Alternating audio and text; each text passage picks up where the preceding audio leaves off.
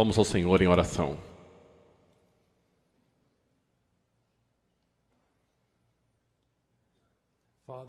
Pai, eu venho até Ti em nome do Teu Filho, Jesus Cristo.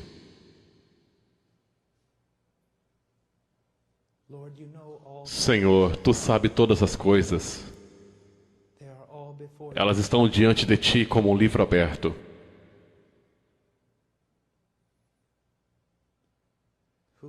Quem consegue esconder seu coração de Tua presença e de Teu olho? As obras mais espertas dos homens estão expostas à Tua frente. Tua onisciência não conhece limites. E se não fosse pela graça, eu seria de todos os homens o mais apavorado. Mas há graça abundante e gloriosa.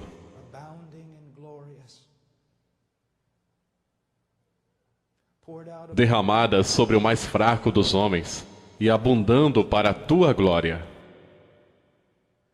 Pai, eu Te louvo e Te adoro e agradeço por tudo que Tu és e tudo o que Tu tens feito.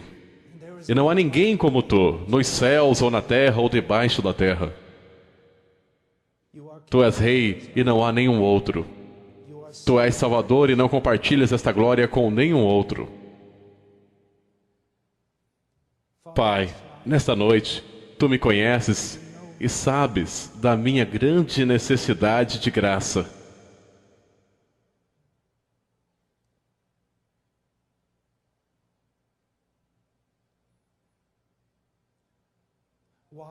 Por que estou aqui a não ser que Tu chamaste o mais fraco dentre os homens, o mais desprezível dentre os irmãos?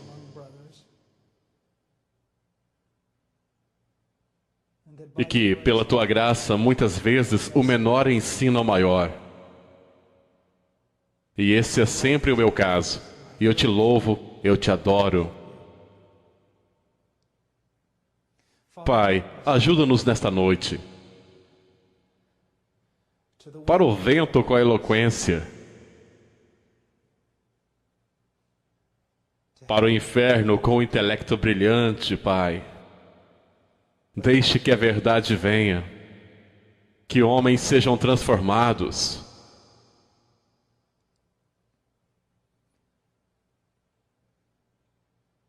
Que o estado da Tua igreja seja mais glorioso.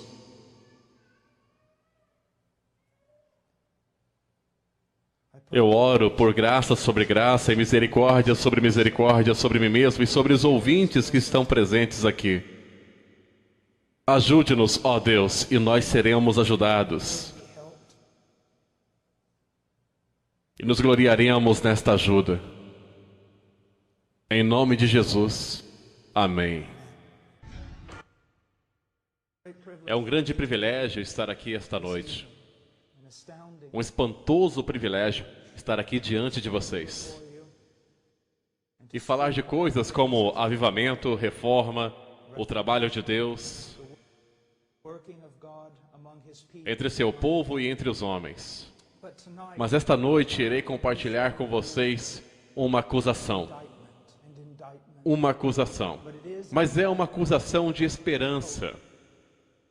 Enquanto eu estava orando sobre o que eu deveria fazer, esta série de reuniões, cheguei a uma grande conclusão, um grande fardo que foi colocado no meu coração.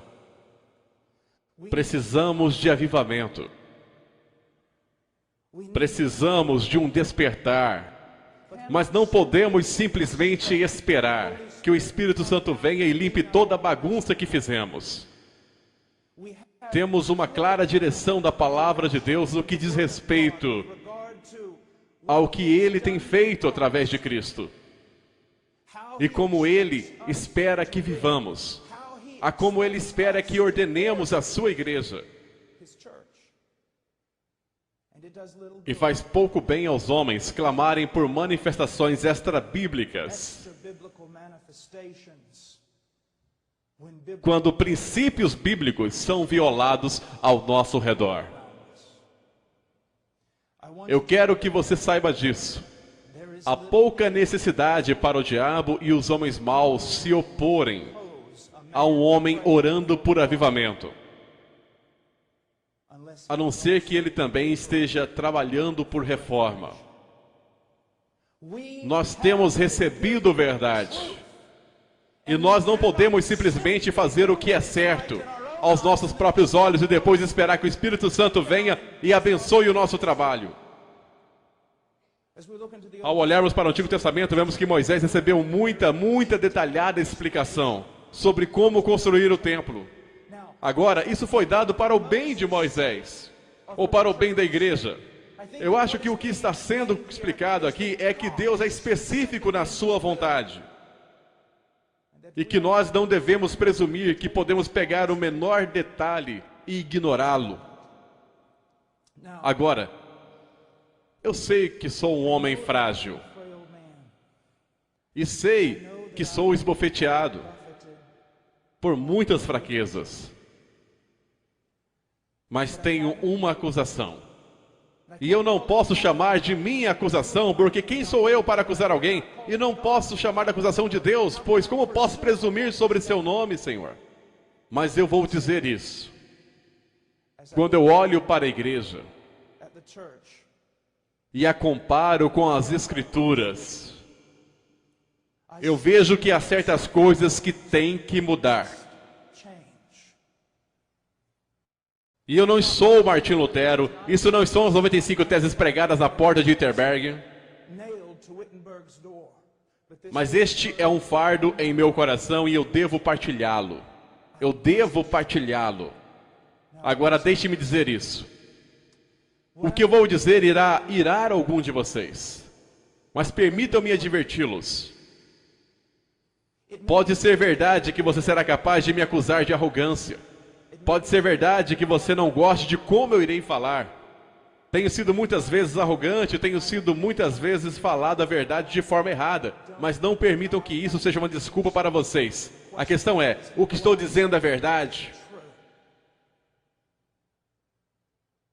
Mesmo sendo entregue através de um mensageiro defeituoso ou não, outros se alegrarão no que vocês estão ouvindo. E vocês vão querer dizer amém e talvez levantar suas armas. Mas não façam isso porque todos nós temos uma medida de culpa. E se você estiver atingindo algum estado espiritual, então eu diria o que meu irmão disse. O que você tem que não tenha recebido? E se o recebeu, por que se orgulha como se não tivesse recebido? Não seria melhor adorar a Deus em humildade? Se você é um jovem ministro, eu não quero que você pegue estas verdades e leve de volta e ataque a sua igreja sem amor. Eu faria uma sugestão. Veja se os joelhos estão sangrando antes de começar qualquer tipo de reforma. E se você é um ministro mais velho, servindo ao Senhor por muitos anos, eu te imploro para não ser arrogante. Um rei velho e tolo pode aprender com o mais fraco de seus servos. E também peço isso, tenha a coragem de mudar tudo.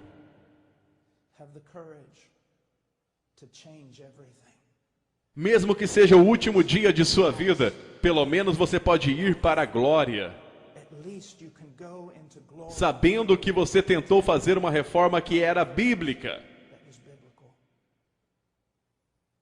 E eu vou dizer isso como um aviso aos homens mais velhos. Agora me escutem cuidadosamente.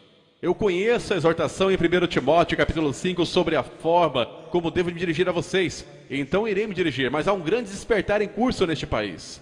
E não só neste país, mas na Europa, onde tenho ido. E na América do Sul e em outros muitos lugares. Estou vendo jovens voltando para a rocha, a partir da qual fomos cortados. Eles estão lendo Spurgeon e Whitefield, eles ainda estão ouvindo Ravenhill, Martin Lloyd Jones e Tozer e Wesley. É um grande, enorme movimento, mesmo que a mídia popular e o cristianismo de hoje ainda não tenha descoberto. E o que está acontecendo, eu quero que você saiba que eu nunca teria sonhado há 15 anos que eu veria o despertar que estou vendo. E não é por causa do meu ministério. Mas eu vou para lugares diferentes e vejo o que Deus está fazendo, sem nenhum de nossos ministérios. Quer sejam 1000 moços na Holanda declarando as coisas têm que mudar, clamando a noite toda em oração pelo poder de Deus e pela verdade da Escritura, ou na América do Sul, reconhecendo que eles foram muito influenciados pela psicologia e todo tipo de técnicas superficiais provenientes da América, no que diz respeito ao evangelismo, e agora em lágrimas e quebrantados estão voltando e evangelizando suas igrejas, ou as cidades do interior dos Estados Unidos, onde eu tenho sentado por vezes até 2, 3 horas da manhã, discutindo teologia com jovens afro-americanos da periferia, a quem Deus vai levantar para pregar mais do que ninguém nunca vai ser capaz de imaginar nesse dia. Há um despertar.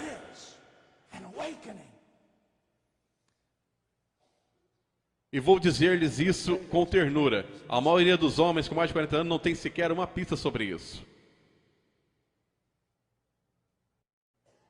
Muitos dos jovens que estão voltando aos velhos homens e aos velhos caminhos e a verdade que tem trazido despertar inúmeras vezes deste mundo, a maioria desses jovens são muito jovens. E eles vão para seus pastores, e eles vão para seus dirigentes e dizem: olhe para isso, o que temos descoberto, olha o que aconteceu no País de Gales, olha o que aconteceu na África, olhe para olhe para esse ensino, é absolutamente incrível. E a maioria deles irá desprezá-lo, ou irá dizer: isso não é nada diferente do que eu tenho pregado em 25 anos. Quando na verdade é completamente diferente do que eles têm pregado há 25 anos.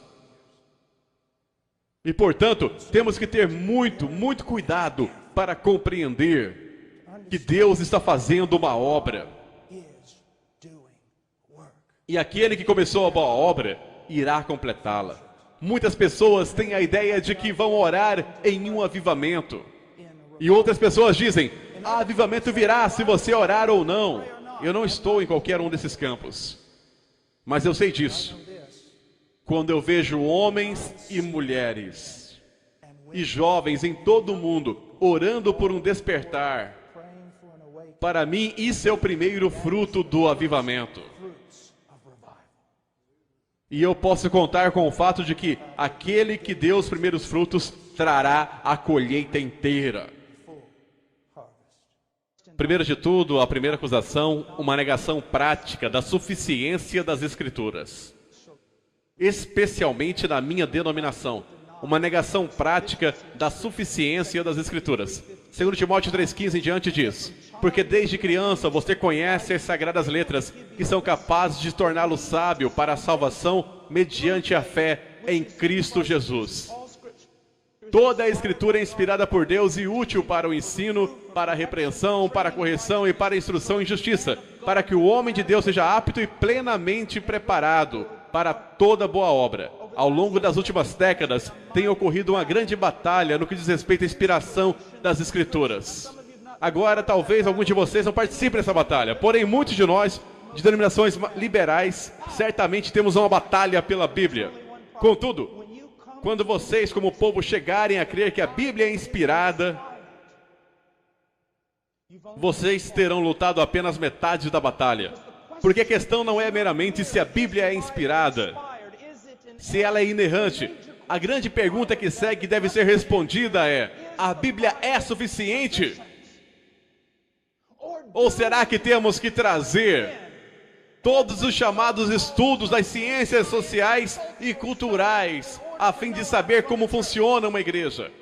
Essa é uma questão importante.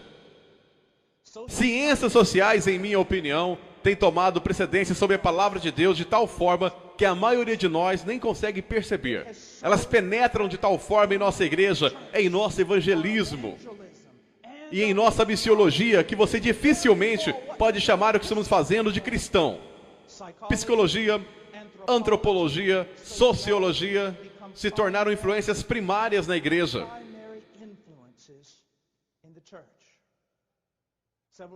Vários anos atrás, quando eu estava no seminário, lembro-me de um professor entrou na sala e começou a desenhar pegadas no quadro negro. E quando ele as marchava, ele se virou para todos nós e disse apenas isto: Aristóteles está caminhando pelas salas desta instituição. Cuidado, pois eu escuto suas pegadas mais claramente do que as do apóstolo Paulo e da equipe de homens inspirados que estava com ele, e até mesmo do que as do próprio Senhor Jesus Cristo. Nós chegamos a acreditar que um homem de Deus pode lidar com determinadas pequenas áreas da vida da igreja. Mas quando as coisas apertam, temos que ir para os peritos das áreas sociais. Isso é uma absoluta mentira. Diz aqui nas Escrituras que o homem de Deus seja preparado, adequado, equipado para toda boa obra. O que Jerusalém tem a ver com Roma? É o que nós temos a ver com todas essas modernas ciências sociais que foram criadas justamente como um protesto contra a palavra de Deus. E por que razão é que evangelismo e missões e as chamadas estratégias de crescimento da igreja são mais moldadas pelos antropólogos e sociólogos e os estudantes de Wall Street que se alinham a cada tendência cultural? Todas as atividades em nossa igreja devem estar fundamentadas na palavra de Deus. Todas as atividades em missões devem estar fundamentadas na palavra de Deus. A nossa atividade missionária, a nossa atividade eclesiástica, tudo o que fazemos deve fluir de teólogos e exegetas. O homem que abre a sua Bíblia e tem apenas uma pergunta: qual é a tua vontade, ó Deus? Nós não devemos enviar questionário para as pessoas carnais para descobrir que tipo de igreja eles querem frequentar. A igreja deveria ser sensível ao que busca, mas a igreja deve reconhecer que só existe apenas um homem, seu nome é Deus. E se você quiser ser amigável com alguém, se você quiser acomodar alguém, acomode ele e a glória é dele. Mesmo que você seja rejeitado por todas as outras pessoas, nós não somos chamados para construir impérios. Nós não somos chamados para sermos pacíficos. Somos chamados para glorificar a Deus. E se você quer que a igreja seja algo diferente do que um povo peculiar, então você quer alguma coisa que Deus não quer. Eu quero que vocês escutem só por um momento Isaías capítulo 8. Ouçam o que ele diz. Quando vos disserem, consultai os necromantes e os adivinhos que chiureiam e murmuram. Esta é uma definição perfeita. Ou pelo menos uma ilustração das ciências sociais e os gurus das estratégias de crescimento para a igreja e todo o resto. Porque a cada 2 ou 3 anos, todas as suas principais teorias mudam. Não apenas sobre o que é um homem ou como você o conserta, mas também o que é uma igreja e como você faz para ela crescer. E a cada 2 ou 3 anos, há uma outra novidade que vem daquilo que pode se fazer da sua igreja super aos olhos do mundo. Recentemente, um dos maiores e mais conhecidos especialistas nas estratégias de crescimento da igreja disse que ele descobriu que ele estava completamente errado em toda a sua teoria. Mas em vez dele voltar às escrituras, de joelhos, quebrantado e chorando, ele sai para encontrar uma outra teoria. Eles não dão qualquer palavra certa. Diz aqui em Isaías: acaso não consultará o povo ao seu Deus? A favor dos vivos se consultarão os mortos? Devemos nós, como homens da igreja, como pregadores, como pastores, como cristãos, ir lá fora e consultar os mortos espiritualmente, em nome de todos aqueles que o Espírito Santo vivificou? Absolutamente não. Absolutamente não. A segunda acusação: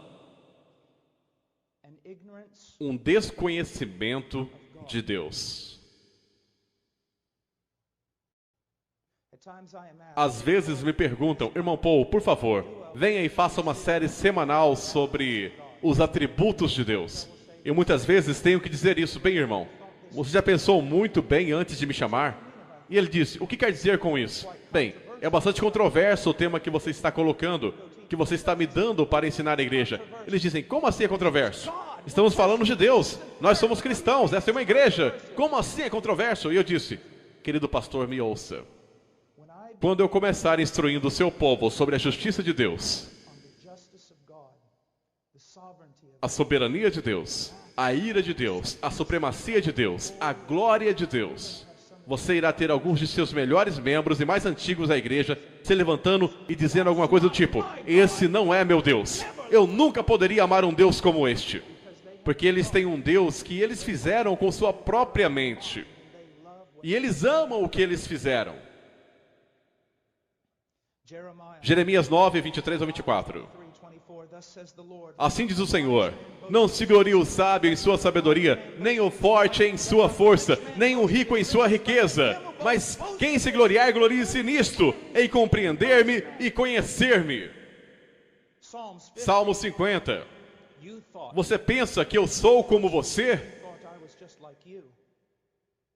Mas agora eu o acusarei diretamente, sem omitir coisa alguma. Considerem isto, vocês que se esqueceram do seu Deus, caso contrário, sem que ninguém os livre. Agora, qual é o problema aqui? Há uma falta de conhecimento de Deus. Muitos de vocês talvez pensem, falar sobre os atributos de Deus e teologia e tudo, coisas altas de torres de marfim, que não tem aplicação prática. Ouça você mesmo. Dizendo que o conhecimento de Deus não tem aplicação prática.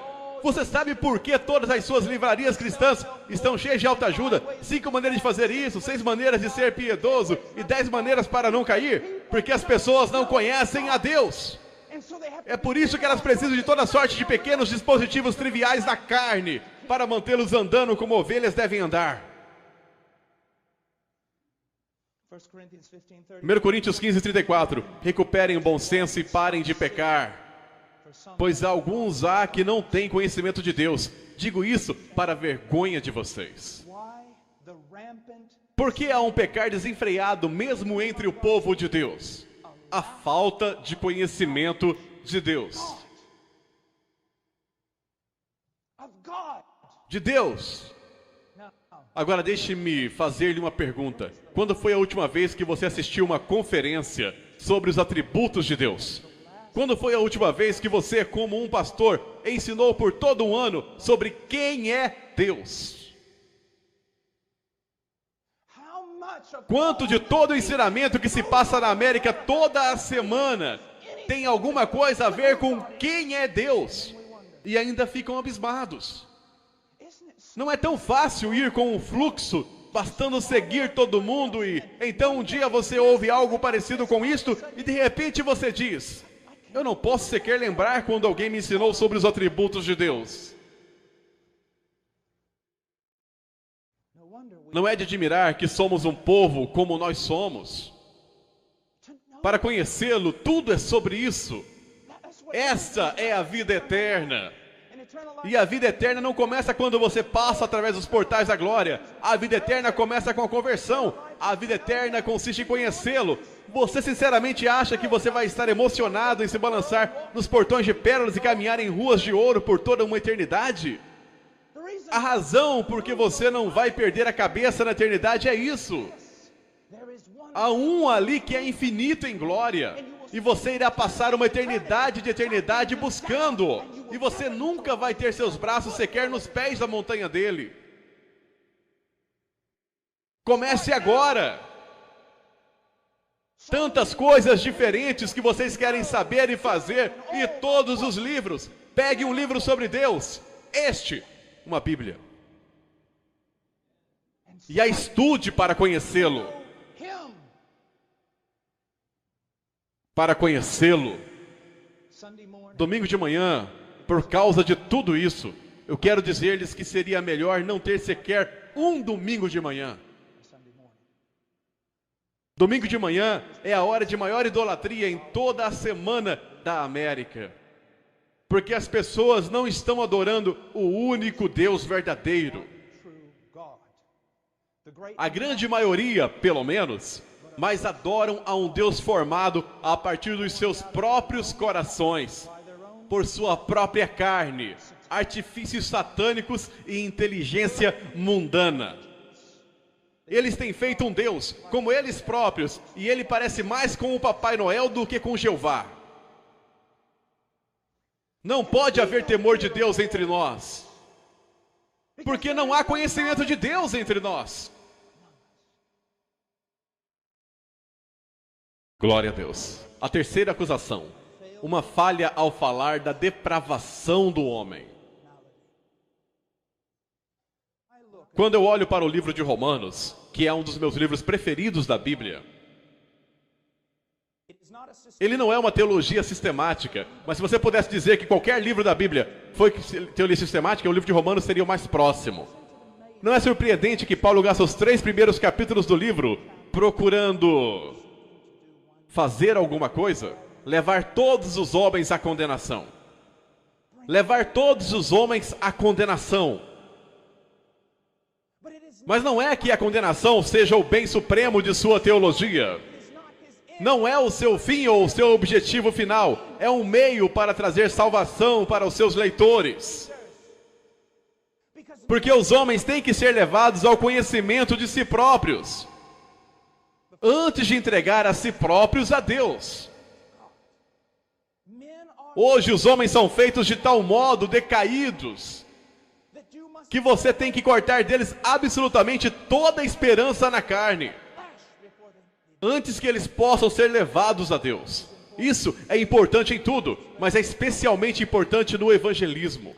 Eu me lembro, eu tinha 21 anos e tinha acabado de ser chamado para pregar, e eu caminhava em uma antiga loja onde eles venderiam ternos para ministros pela metade do preço.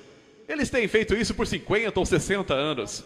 E eu lá caminhava lá dentro, e eu estava procurando um terno em Balducá, Kentucky.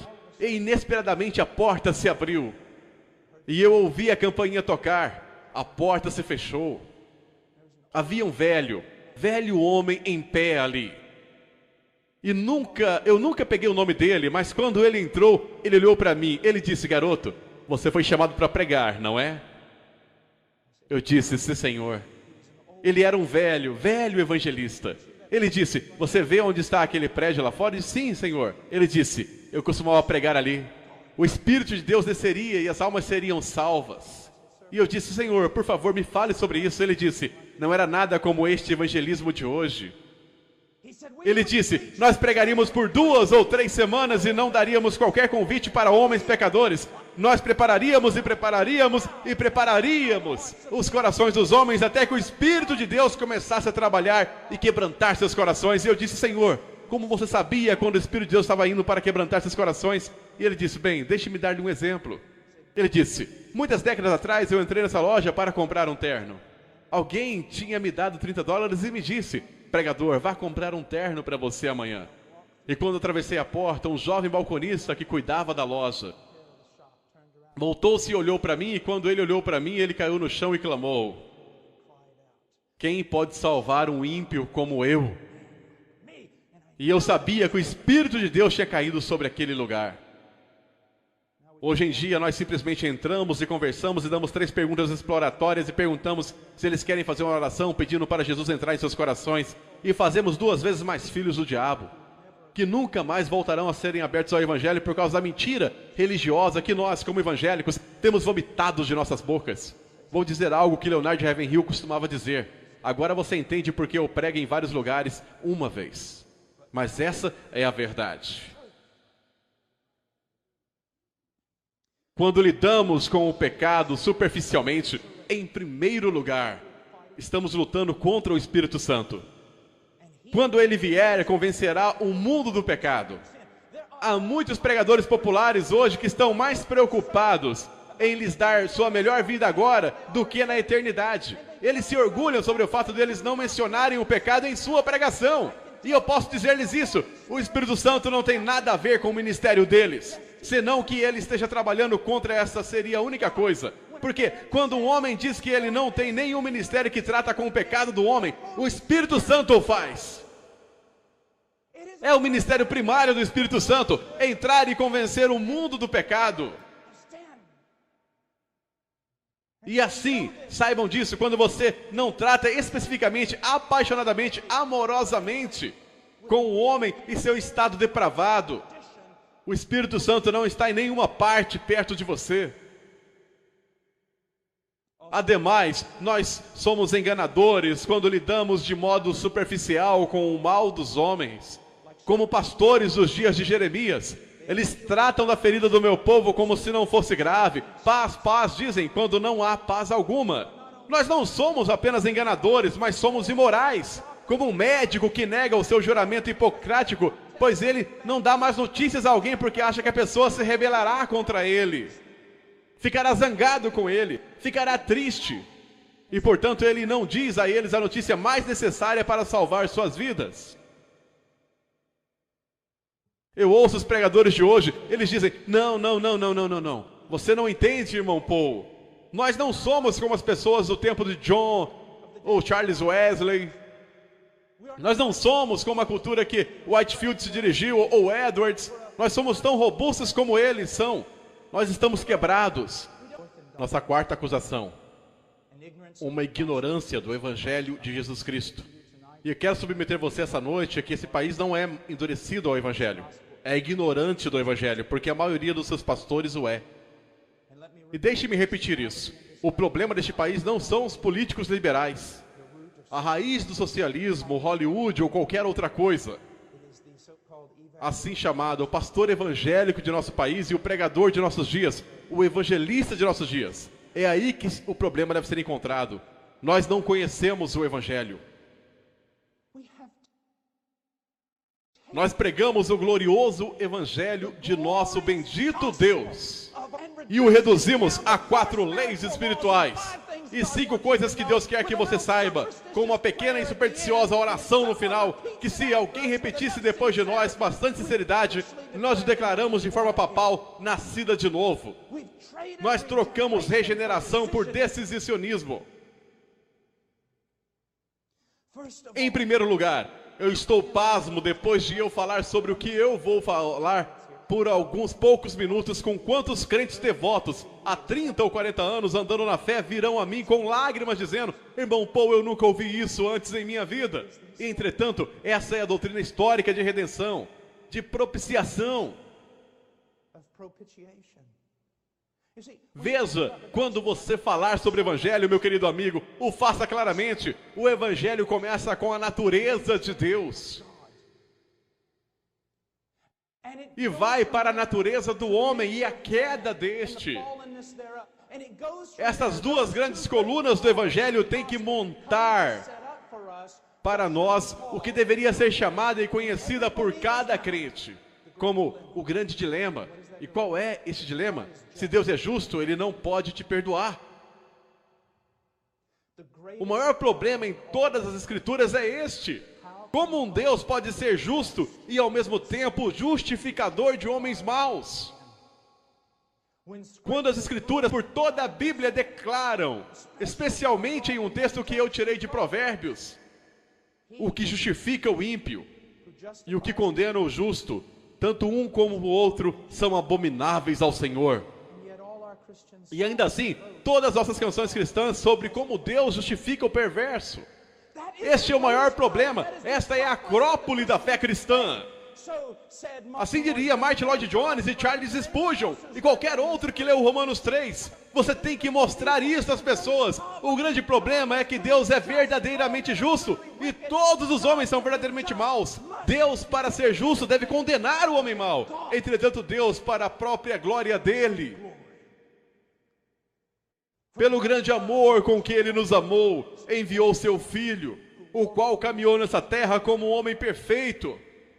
E então, de acordo com o plano eterno de Deus, Ele foi aquele madeiro. E naquele madeiro, Ele tomou o nosso pecado. E assumindo a posição legal de seu povo e carregando a nossa culpa, Ele se tornou uma maldição. Maldito todo aquele que não persiste em praticar todas as coisas escritas no livro da lei. Cristo nos resgatou da maldição, se tornando uma maldição em nosso lugar. Tantas pessoas têm essa visão romântica e imponente do Evangelho, onde Cristo está lá, pendurado no madeiro, sofrendo debaixo das feridas do Império Romano, e o Pai não teve força moral para aguentar o sofrimento do Filho dele, e por isso virou sua face. Não! Ele se virou porque o Filho se tornou pecado. E tantos quantos ele está naquele jardim, grita: passa de mim este cálice. Especulam, bem, o que esteve no cálice? Oh, é a cruz romana, é o chicote, são os cravos, é tudo isso e tudo aquilo. Eu não quero desconsiderar os sofrimentos físicos de Cristo naquele madeiro.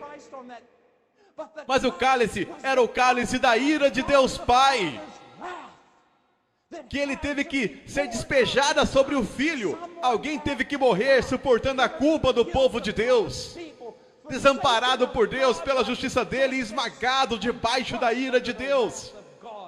Pois ao Senhor agradou moê-lo. Eu estava na Alemanha um tempo atrás, ou em um seminário alemão na Europa há um tempo, e eu vi este livro, A Cruz de Cristo. Não era o de John Scott, era outro. E eu peguei e comecei a ler, e isto é o que ele dizia: o Pai olhou do céu para o sofrimento infligido sobre seu Filho pelas mãos de homens e considerou isto como um pagamento pelos nossos pecados. Isso é heresia. Agora, aquele sofrimento físico, aquela crucificação era tudo parte da ira de Deus. Teve que ser um sacrifício de sangue. Eu não desprezarei isso. Mas, meu amigo, se você parar aí, você não tem o Evangelho. E deixe-me perguntar, quando o Evangelho é pregado e compartilhado em evangelismo pessoal atualmente, você sequer ouve as coisas que há pouco ou quase nunca. Nunca é deixado claro que Cristo pôde redimir, porque ele foi moído debaixo da justiça de Deus. E tendo satisfeito a justiça divina com a sua morte, Deus é agora o justo e justificador de ímpios.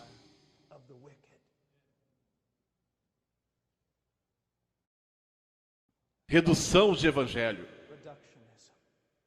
E nós ainda nos perguntamos por que não há nenhum poder nele.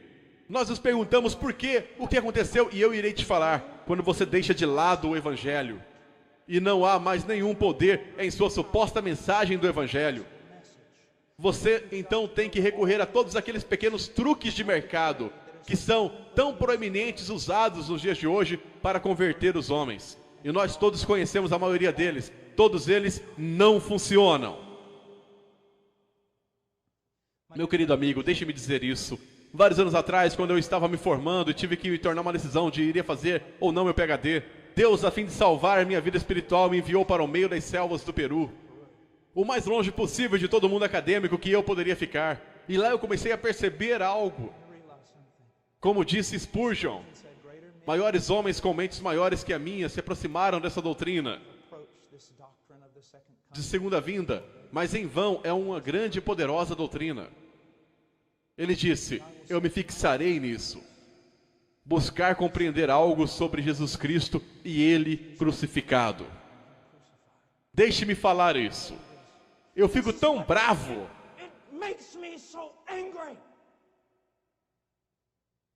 Quando as pessoas tratam o glorioso Evangelho de Cristo como se fosse um primeiro passo para entrar no cristianismo, que só leva aproximadamente 10 minutos de aconselhamento, e então você parte para coisas maiores.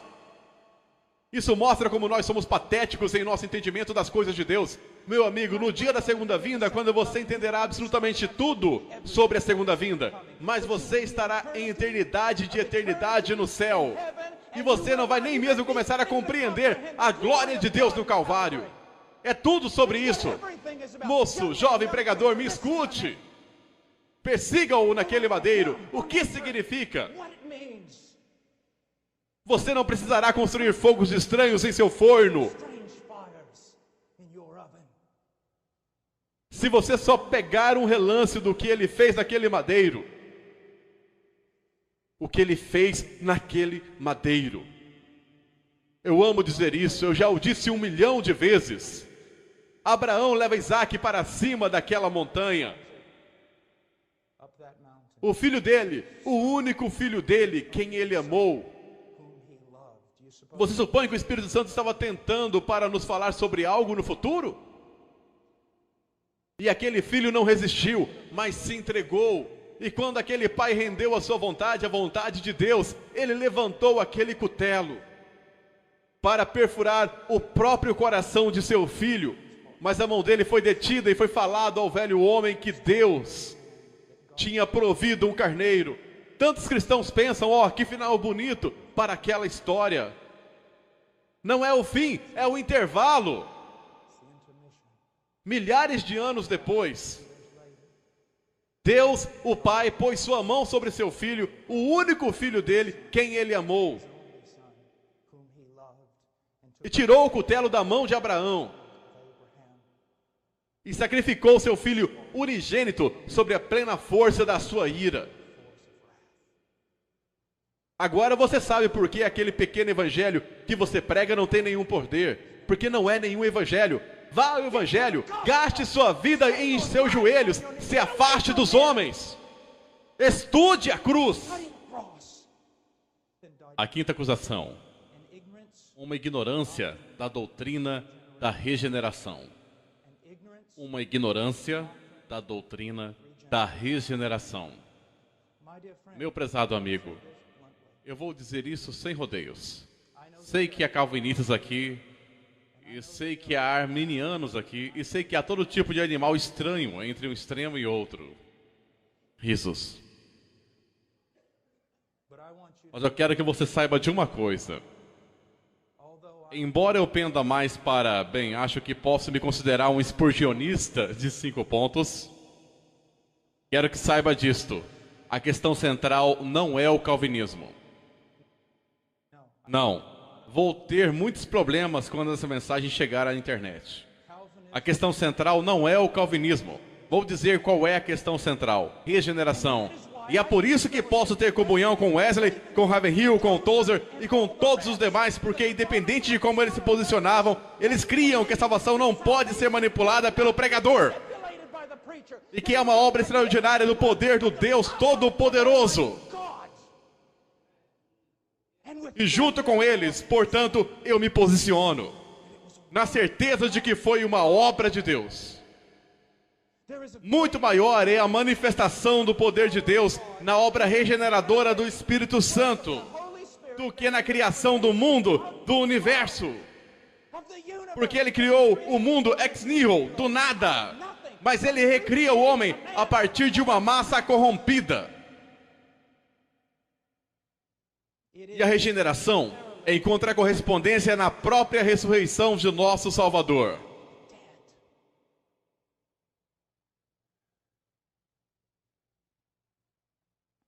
Se você é um pregador, entendo que quanto à pregação haja mestres e pregadores e expositores e isso e aquilo, e todos são muito necessários para a saúde da igreja.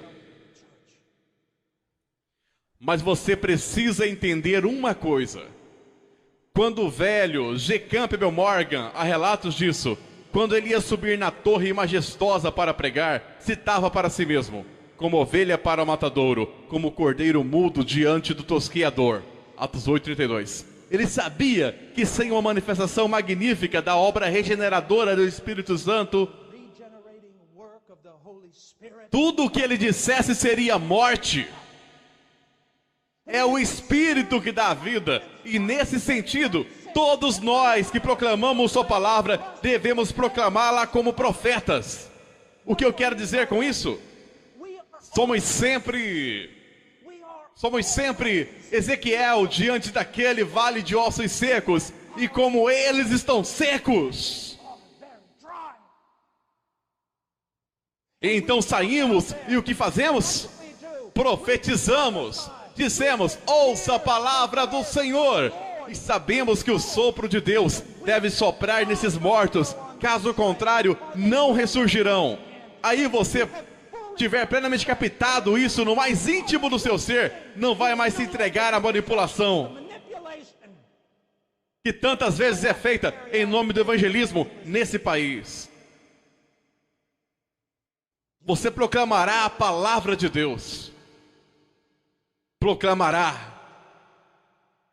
doutrina da regeneração. Observe os irmãos Wesley. Observe por um instante o que eles tinham, meu querido Whitefield. E o que foi que enfrentaram? Todos naquela época se consideravam cristãos, completamente cristãos. Por quê? Bem, todos tinham sido batizados na infância, e isso ingressaram à aliança. Foram confirmados, viviam como diabos. A regeneração foi assim trocada por um tipo de credulismo, que recebeu a autoridade dos líderes religiosos da época.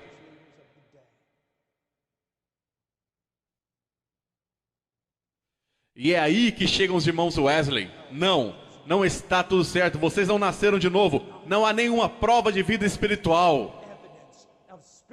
Examinem-se, provem a si mesmos para ver se estão na fé. Certifique-se de que o seu chamado e de sua eleição.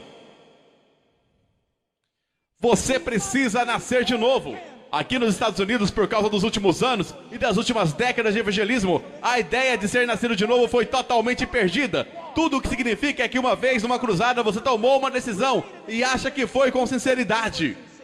Mas não há nenhuma prova de sua obra sobrenatural, de recriação do Espírito Santo em sua vida. Se alguém, não se alguns, se alguém está em Cristo, nova criatura é. E agora, o mesmo acontece hoje. O que está diante de nós hoje? Eu vou te dizer o que está. Não é, na maioria das vezes, necessariamente a questão do batismo infantil. Não é uma confirmação por uma autoridade eclesiástica da igreja alta. O que está diante de nós é a oração do pecador para aceitar Jesus. Eu estou aqui para te dizer, se há uma coisa contra a qual eu decidi declarar guerra, é essa oração. Você dirá, mas irmão Paulo, sim, da mesma forma, em minha opinião, que o batismo infantil foi o bezerro de ouro da reforma. Hoje, para os batistas e para os evangélicos conservadores e para todos, vou dizer a você que a oração do pecador enviou mais gente para o inferno do que qualquer outra coisa na face da terra. Aí você pergunta, como você pode declarar uma coisa dessas? Abra a Bíblia aqui para mim e me prove. Eu adoraria que você pudesse me levantar e mostrar onde alguém evangelizou dessa forma. As Escrituras não afirmam que Jesus Cristo veio até a nação de Israel e disse: o tempo se cumpriu, o reino está próximo. Agora quem gostaria de me convidar para entrar em seu coração? Eu estou vendo uma mão ali. Não é isso que a Bíblia diz. Jesus disse, arrependam-se e creiam no Evangelho. Ora, os homens de hoje estão confiando no fato de que pelo menos uma única vez na vida fizeram a oração do pecador e então lhe disseram que estavam salvos porque foram suficientemente sinceros. E assim na experiência de salvação deles, você pode se perguntar, você é salvo? Eles não dizem sim, porque estou confiando em Jesus. E porque há provas poderosas que me dão segurança de ter nascido de novo. Não, eles dizem, sim, uma vez em minha vida fiz uma oração. E vivem como diabos. Mas fizeram uma oração. E alguns deles, fiquei sabendo de um evangelista que estava insistindo com o homem para que fizesse a tal oração. Por fim, o homem ficou tão sem graça que o evangelista disse, bem, eu vou orar por você e se você desejar dizer a Deus, aperte a minha mão. Contemple o poder de Deus. Decisionismo, a idolatria do decisionismo. Os homens acham que vão para o céu pelo fato deles terem julgado a sinceridade de suas próprias decisões. Quando Paulo veio à igreja de Corinto, não lhe disse, olhem, vocês não estão vivendo como cristãos. Então vamos voltar àquele momento da vida em que fizeram aquela oração. Vamos ver se vocês foram sinceros. Não, ele disse, examinem-se para saber se estão na fé. Porque quero que saiba, meu amigo, que a salvação é somente pela fé. É obra de Deus, é graça sobre graça sobre graça. Mas a prova da conversão não é apenas o seu exame de sua sinceridade no momento de sua conversão. É o fruto contínuo em sua vida. É o fruto contínuo em sua vida. Ah, meu querido amigo, veja em que situação nos metemos. Uma árvore não é conhecida por seus frutos? O que lhe parece? 60%, 70% dos americanos pensam que são convertidos, nascidos de novo. Nós matamos quantos milhares de bebês por dia? Somos odiados em todo o mundo por nossa imoralidade. No entanto, somos cristãos? E sem rodeios, eu deposito isso, a culpa aos pés do pregador.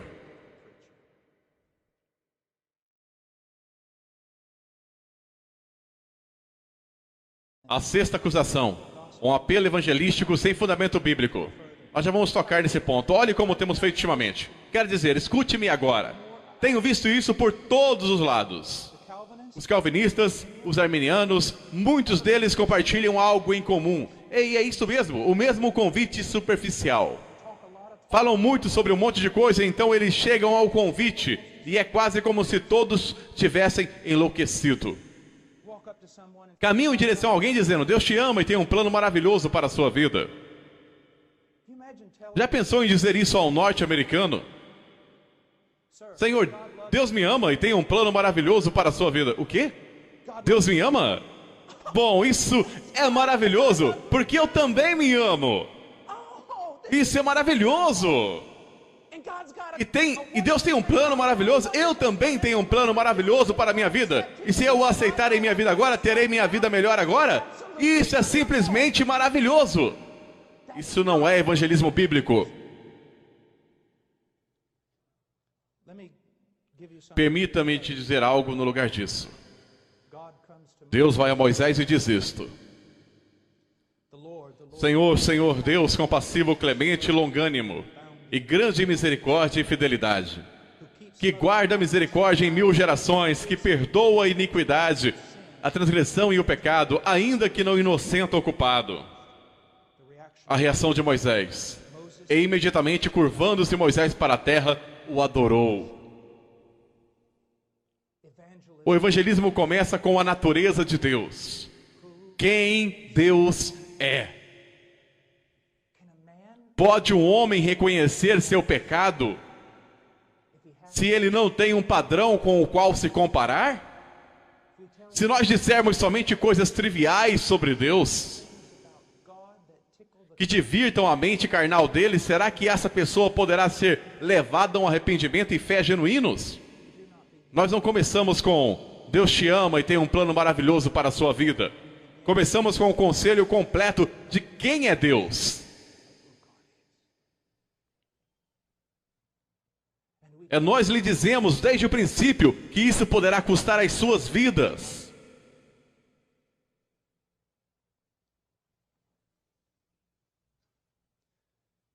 Depois disso, temos algumas perguntas exploratórias. Ei, você sabe o que é um pecador, não? Há alguns anos, minha mãe morreu de câncer. E como se o doutor entrasse e disse, ei, Barbie, você sabe que tem câncer, não é? Nós tratamos o pecado tão superficialmente, sem agravos, nada solene. Senhor, há uma terrível podridão em você e um juízo está vindo. Porque se só dissermos a um homem, Senhor, você sabe o que é um pecador? Vão e perguntem ao diabo se ele sabe o que é um pecador. Bom, sim, eu sou, e muito bom nisso. Ou muito mal, dependendo do que você vê. Mas sim, eu sei que sou pecador. A pergunta não é, você sabe que é pecador? A pergunta é, o Espírito Santo está operando através da pregação do Evangelho de tal maneira em seu coração que uma mudança está sendo feita, de maneira que o pecado que uma vez você amava, agora você odeia, e o pecado que uma vez você desejava abraçar, agora você foge dele, como se estivesse fugindo de um dragão? E depois a pergunta, você quer ir para o céu? Esta é a questão pela qual eu não permitiria que meus filhos fossem a 98% das escolas dominicais e aos acampamentos bíblicos de verão em igrejas evangélicas. Porque alguma pessoa bem intencionada se levantará e dirá, Jesus não é maravilhoso? Depois de ter mostrado o filme de Jesus, sim. Quantos de vocês, pequenas crianças, amam Jesus? Oh, eu. Quem quer aceitar Jesus no seu coraçãozinho? Oh, eu. E depois eles são batizados. E eles caminham um pouco porque eles foram criados em uma cultura cristã. Ou algum tipo de cultura igreja. E então quando eles completam 15, 16 anos e quando eles têm a força de vontade, eles começam a quebrar os laços. Eles começam a viver em perversidade. Então nós vamos atrás deles dizendo, Vocês são cristãos, vocês só não estão. Parem de se desviar. Ao invés de ir a eles biblicamente e dizer isto, você fez uma profissão de fé em Cristo. Ou professou até no batismo. Mas agora parece que você se afastou dele. Examine-se, prove-se. Há pouca evidência de uma conversão verdadeira em você. E então, quando eles têm 24, 25 anos, depois da universidade, talvez 30, eles voltam à igreja e eles dedicam suas vidas e se unem ao grupo com essa moralidade pseudo-cristã que caracteriza os igrejeiros da América. E ao final eles escutam isso. Nunca vos conheci, apartai-vos de mim os que praticais a iniquidade.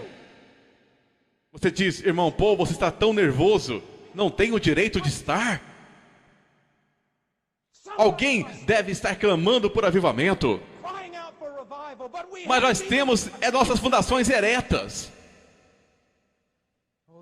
Que avivamento viesse, endireitasse nossas fundações. Mas não deveríamos, enquanto temos os olhos e ouvidos abertos e temos a palavra na nossa frente, corrigir essas coisas. Você gostaria de ir para o céu? Meus queridos amigos, todos querem ir para o céu, eles só não querem que Deus esteja lá quando chegarem. A pergunta não é se você quer ir ao céu, a pergunta é, você quer a Deus?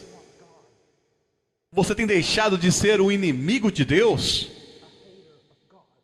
Cristo tem se tornado precioso para você? Você o deseja? É disso que se trata. A teoria política, meus queridos amigos, todos desejam ir para o céu. Mas os homens são inimigos de Deus. Então a pergunta não é se você quer ir a um lugar especial aonde não sofrerá. A pergunta é, você o quer? Cristo se tornou precioso para você?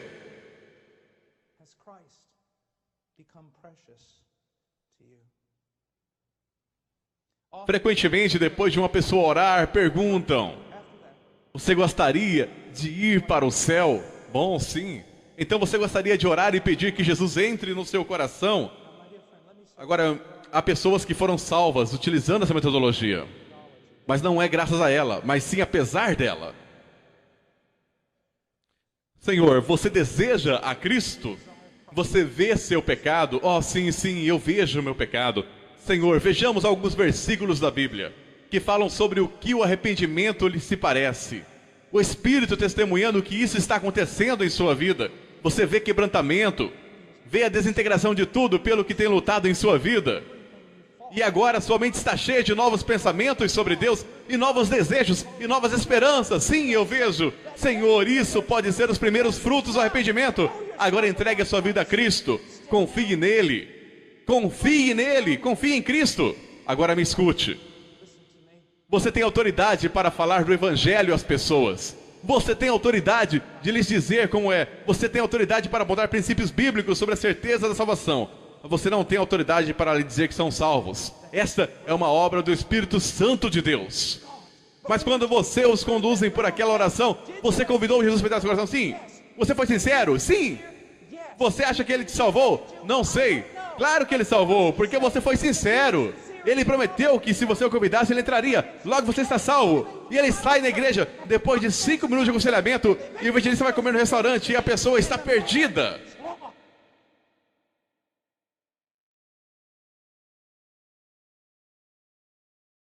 Um apelo evangelístico sem fundamento bíblico. Se alguma vez duvidaram de sua salvação, aqui vamos de novo. Se alguma vez eles duvidaram de sua salvação, houve algum momento em que você orou e pediu para Jesus entrar em seu coração? Sim. Você foi sincero? Acho que sim. O diabo está lhe incomodando? E se eles vivem sem crescimento, mesmo no contexto de uma igreja sem crescimento, em carnalidade contínua, sem problema, nós colocamos a culpa na falta de discipulado pessoal e resolvemos a doutrina do cristão carnal. A doutrina do cristão carnal tem destruído mais vidas e enviado mais gente ao inferno. Os cristãos lutam contra o pecado? Sim. Pode um cristão cair em pecado? Absolutamente. Pode um cristão viver em pecado contínuo de carnalidade? Todos os dias da sua vida são carregados de frutos e verdadeiramente cristão? Absolutamente não. Senão cada promessa no Velho Testamento referente à Nova Aliança falhou. E tudo que Deus disse sobre disciplina em Hebreus é uma mentira. Uma árvore é conhecida por seus frutos. Quando trabalhamos com homens sobre conversão, tenho visto pregadores que entendem muito sobre as coisas de Deus. Mas quando eles descem, mesmo depois de uma apresentação exemplar do Evangelho, eles entram novamente nessa metodologia. Deixe-me lhe dar uma história e depois iremos à próxima acusação. Mas é uma história que é um dos momentos mais preciosos da minha vida como cristão. Eu estava pregando no Canadá, na verdade, eles me disseram que estava a 30 quilômetros do Alasca. Havia mais ursos pardos na cidade do que pessoas. Sério. Era uma igreja pequena, de como 15, 20 pessoas, e eu estava pregando. E bem, quando eu fiquei em pé no púlpito, essa montanha de homem entrou dos seus 60 ou 70 anos, mas uma montanha de homem. Ele podia ter batido em cada um de nós nesse prédio. Quando eu pregava, via sua face, deixei tudo de lado e comecei a pregar o Evangelho. Era o ser humano mais triste que eu já vi. Somente o Evangelho. E quando terminei, caminhei direto do púlpito para ele e eu disse: Senhor, o que há de errado? O que perturba sua alma? Eu nunca vi um homem tão triste e abatido em toda a minha vida. E ele tirou o envelope e tinha alguns raios-x, os quais eu não pude entender. Mas ele disse: acabo de vir do médico, vou morrer em 3 semanas. Foi isso que ele me disse. Agora eu tenho morado toda a minha vida em um rancho de gado. Só se chega lá por avião flutuante ou cavalgando pelas montanhas e todas essas coisas. Ele disse: nunca estive em uma igreja, nunca li a Bíblia. Acredito que há um Deus e que uma vez escutei sobre um cara chamado Jesus. Ele disse: eu nunca tive medo de nada em minha vida e agora estou aterrorizado. E eu disse: Senhor, você entendeu a mensagem do Evangelho? E ele disse: sim. Agora, o que faria a grande maioria dos pregadores naquele momento? Então você gostaria de convidar Jesus para entrar em seu coração? É isso que eles fariam. E eu disse: Senhor, você entendeu? Ele disse: eu entendi, mas é só isso? É que eu disse, uma criança poderia ter entendido aquilo. Qualquer um. É só isso que eu entendi. E eu oro ou... Eu disse: Senhor, você vai morrer em 3 semanas. Eu tinha que ir embora amanhã. Vou cancelar meu voo e ficaremos aqui lendo a palavra de Deus, lutando e clamando a Deus até que você se converta ou morra e vá para o inferno. E então começamos. Comecei com o Velho Testamento, o Novo Testamento, cada versículo sobre as promessas de Deus com respeito à redenção, à salvação. Uma e outra vez, várias vezes, lendo João 3,16, orando por um tempo, clamando a Deus, questionando sobre o arrependimento do homem, sobre a fé, sobre a certeza da salvação, trabalhando até que Cristo tenha sido formado nele. E então, finalmente, simplesmente exaustos aquela noite, não houve nenhum avanço, não houve nada. Eu disse: Senhor, vamos orar. E oramos e eu disse: Senhor, leia João 3,16 outra vez. E ele disse: lemos isso 1 milhão de vezes. E eu disse: eu sei, mas é uma das maiores promessas de salvação. Leia o texto de novo. E eu disse: nunca esquecerei, eu tinha minha Bíblia no meu colo, naquelas suas mãos grandes e montanhosas. Ele disse: ok, porque Deus amou o mundo de tal maneira que deu, sou salvo, irmão Paul, todos os meus pecados se foram, tenho vida eterna, sou salvo, eu disse: sabe como? Ele disse: você nunca leu esse versículo antes? O que estava acontecendo? Uma obra do Espírito de Deus. Ao invés daqueles truquezinhos que você tenta. Você quer ir a comer? Você pensa que pregar é um espetáculo e depois disso você volta para o hotel? Não, após a pregação é que o trabalho começa, lidando com as almas. As pessoas vão à frente em reuniões para aconselhamento com pessoas que não deveriam estar aconselhando. 5 minutos, rápido, dê o cartão ao pastor e o pastor diz: gostaria de lhes apresentar ao novo Filho de Deus. Bem-vindo à família de Deus. Como você se atreve? Se você vai apresentá-lo, diga isso. Este homem essa noite fez uma profissão de fé em Jesus Cristo. E por causa do nosso temor de Deus e nosso amor pelas almas dos homens, Nós agora iremos trabalhar para ter certeza que Cristo tem realmente sido formado nele. Que ele verdadeiramente tem um entendimento bíblico sobre arrependimento e fé. E grande certeza e gozo no Espírito Santo. É isso que nós vamos fazer. Olha o que nós fizemos. Suplico-te, olha o que estamos fazendo. E isto não é algum tipo de seita. Isso somos nós. Pare!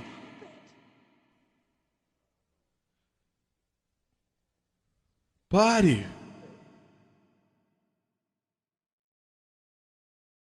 Sétima acusação: ignorância com relação à natureza da igreja. Deus tem apenas uma instituição religiosa: é a igreja. É a igreja. E o nosso objetivo e resultado final do avivamento será o plantio de igrejas bíblicas. Eu tenho um grande medo de que a igreja local hoje seja desprezada. Diga a alguém que você é um pregador itinerante, que você tem um ministério mundial e todos se curvarão. Diga a alguém que você é um pastor de grupo de 30 e farão com que você se sente no fundo durante a conferência. Ele não é o príncipe dos pregadores itinerantes, ele é o príncipe dos pastores. Muitos anos atrás, Bill Clinton tinha um slogan durante a eleição: é economia, estúpido.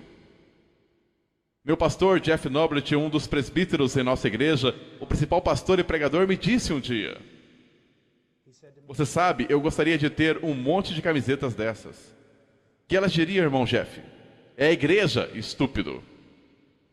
Jesus deu sua vida pela igreja, uma linda virgem, a igreja primitiva.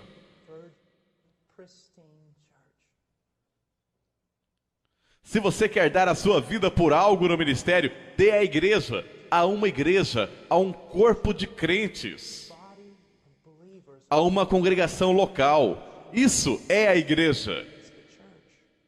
Agora deixe-me dizer algo sobre a igreja, quero que vocês ouçam bem. Não existe um remanescente de crentes na igreja. Todos nós sabemos sobre a teologia. Você sabe que até o curso de Israel, havia em Israel o povo de Deus e o remanescente de verdadeiros crentes. Esse não é o caso da igreja. Não há um remanescente de crentes, ou um pequeno grupo de crentes dentro de um grande grupo chamado igreja. A igreja é o remanescente. E eu quero dizer isso. Se pastores chegaram próximos de blasfemar, é com relação a isso. Eu ouço teólogos, professores itinerantes, pastores, uns e outros dizendo esse tipo de coisa. Há tanto pecado dentro da igreja quanto fora dela. Há tanto divórcio na igreja quanto fora dela. Há tanta imoralidade e pornografia na igreja quanto fora dela. E então pregadores dizem, sim, a igreja está agindo como uma prostituta. Eu quero que você saiba isso. Você deve ter muito cuidado ao chamar a noiva de Jesus Cristo de prostituta. E vou lhe dizer qual é o problema. Pastores e pregadores não sabem o que é a igreja. Eu quero que vocês saibam que a igreja de Jesus Cristo da América hoje é linda. Ela é frágil às vezes, ela é fraca, ela é esbofeteada, ela não é perfeita, mas eu quero que você saiba que ela é quebrantada. Ela está andando humildemente com o seu Deus. O seu problema é que você não consegue saber o que é a igreja. Hoje, por causa da falta de pregação bíblica, a tão chamada igreja está cheia de pessoas carnais e ímpias que se identificam com o cristianismo. E então, por causa dos bodes no meio das ovelhas, as ovelhas estão sendo acusadas de todas as coisas que os bodes estão fazendo em nome de Deus, sendo blasfemado entre os gentios por causa de nós. Romanos 2:24. Vocês já leram? Eu sei que já passaram do horário, mas apenas vá acompanhando comigo. Rapidamente. Eu quero te mostrar algo. Vá até Jeremias.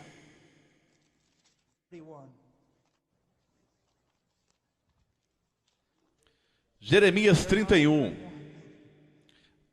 31, Jeremias. Eis que os dias vêm, diz o Senhor, em que farei uma nova aliança com a casa de Israel e com a casa de Judá. Agora eu não quero tirar nada do povo chamado Israel.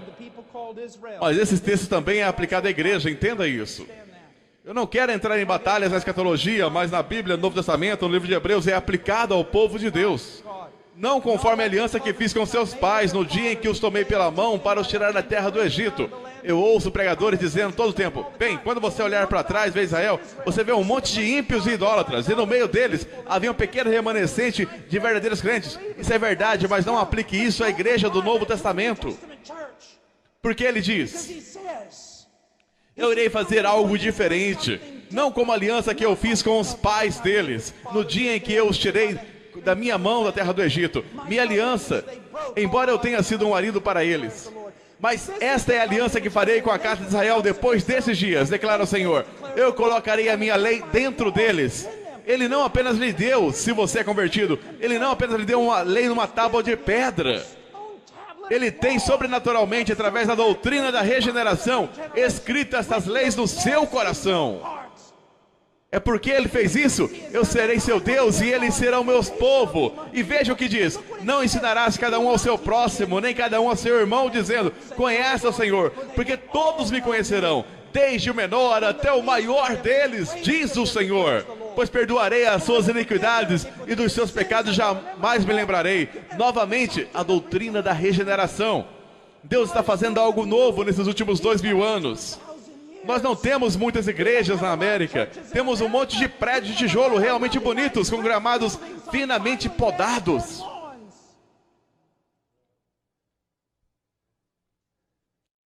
Só porque alguns dizem que são da igreja ou que são cristãos, isso não quer dizer que realmente sejam. Veja o que diz. Eles não terão que ensinar um ao outro. Isso não quer dizer que você não haverá pastores e mestres, mas haverá um proeminente conhecimento de Deus entre eles,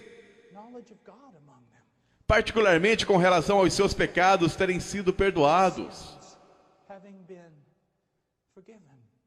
Veja rapidamente o capítulo 32,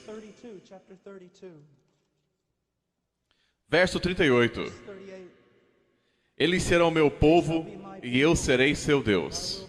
Ele não diz: eu espero que sim, talvez, se eu der sorte, se eu conseguir evangelista suficiente para trabalhar para mim, talvez isso dê certo. Ele diz: eu vou trazer um povo a mim, um povo pelo qual entregarei meu filho. E ele diz: eles serão meu povo e eu serei seu Deus.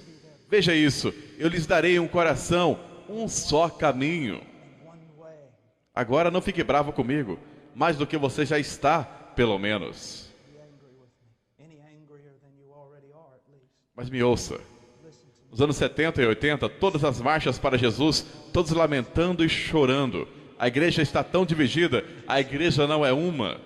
Meu querido amigo, deixe-me lhe dizer isso. Se a igreja não é uma, então há uma oração que Deus, o Pai, não respondeu para seu filho. E a promessa da nova aliança falhou. Então eu quero redirecionar você um pouco. Eu quero lhe submeter que a igreja é uma. Ela sempre foi uma. Você já se sentou no avião, ou talvez encontrou alguém com quem você conhecia no supermercado, e você sendo batista ou menonita, ou qualquer coisa, mas verdadeiramente evangélico, verdadeiramente cristão, você fala com ele não mais que poucos minutos e você descobre: ele é um crente, é um que está vivo. E naquele momento você daria a sua vida por ele. Você daria a sua vida por ele. Eu me lembro uma vez, nós estávamos no departamento Amazonas, no Peru, foi no tempo do Sendero Luminoso, e estava acontecendo uma guerra civil lá. Nós viajamos 22 horas no caminhão que carregava grãos, e mais ou menos meia-noite nós tiramos a lona, e o caminhão parou e nós pulamos na selva. Nós passamos a noite bem na margem da selva e fizemos caminho para certo lugar. E na metade do caminho nós nos perdemos, e no dia seguinte então nós oramos, eu e meu querido amigo Paco, estávamos orando: ó Deus, nos dê uma direção, estamos perdidos. Se formos encontrados aqui, os terroristas dominam esse lugar, nem os militares entrariam aqui. Nós clamamos: ó Deus, nos dê uma direção. Nós ouvimos um sino, e então ouvimos alguém falando. No começo achávamos que era uma conversa estranha. Então percebemos que era um garotinho vindo do campo, com seu burro, e ele estava falando com seu burro. Então ficamos atrás dele e o seguimos. Então ficamos na extremidade da cidade, cabanas, casas de tijolo, e eu disse: Paco, você sabe o que os terroristas forem donos disso, nós estamos mortos. Sim, mas nós chegamos a algum lugar. Então nós descemos, fomos até um homem que estava bêbado no escuro e dissemos: Há irmãos por aqui? Porque todo mundo sabe o que isso significa nas montanhas. Significa um cristão verdadeiro. Então ele disse, aquela senhora bem ali. Então eu fui até lá. Era uma velha mulher nazarena. E eu bati na porta. E eu disse, sou um pastor evangélico, por favor, me ajude. Aquela senhora saiu com uma lanterna, ela me agarrou, puxou-me para dentro, ela agarrou a paca e nos levou para baixo. Sua casa ficava em um tipo de precipício no meio da lama, e nos levou para o porão onde havia alguns fenos e galinhas e outras coisas, e ela nos fez sentar lá e ela aqueceu. Então chamou um garotinho, veio, e ela disse, vai chamar os outros irmãos, e eles começaram a trazer galinhas e yuca e tudo mais, arriscando suas vidas. Por quê? Porque somos um. Pare de dizer todas essas tolices que você está dizendo, que o corpo de Cristo está dividido e que é uma bagunça, que está cheio de pecado. Eu não falaria da noiva de Cristo dessa maneira se eu fosse você. O que você tem é um monte de bodes e joio no meio das ovelhas. E porque muito pouca disciplina bíblica é compassiva, é praticada na igreja, elas vivem entre as ovelhas, eles se alimentam dessas ovelhas e as destroem. E aqueles entre vocês que são líderes na igreja vão pagar um alto preço quando você estiver diante daquele que as ama, porque você não teve coragem suficiente para se levantar e confrontar o ímpio. A propósito, me escute. O cenário médio na América do Norte, no que diz respeito às igrejas em geral, e eu não quero entrar nos prós e contras disso, mas eis o que acontece. Por a pregação do evangelho ser tão baixa, a igreja é basicamente a maioria carnal, cheia de pessoas perdidas. E por ser uma democracia, eles em geral são os que governam a direção da igreja. E por o pastor não querer perder o grande número de pessoas, e por ele ter ideias erradas quanto ao evangelismo e a verdadeira conversão, ele atende aos ímpios em sua igreja, e seu pequeno grupo de verdadeiras ovelhas que pertencem a Jesus Cristo está sentado no meio de todo o teatro, no meio de todo o mundanismo, no meio de todo o entretenimento que está acontecendo. Nós queremos apenas adorar Jesus e queremos apenas que alguém nos ensine a Bíblia, e pastores vão pagar por isso. Isso é verdade. Isso é verdade. Você está dizendo, você está nervoso. Meus queridos amigos, vocês sabem o quanto me custa dizer isso? Isso é verdade. Tentando manter juntos um bando de ímpios, enquanto um pequeno rebanho no meio deles está morrendo de fome.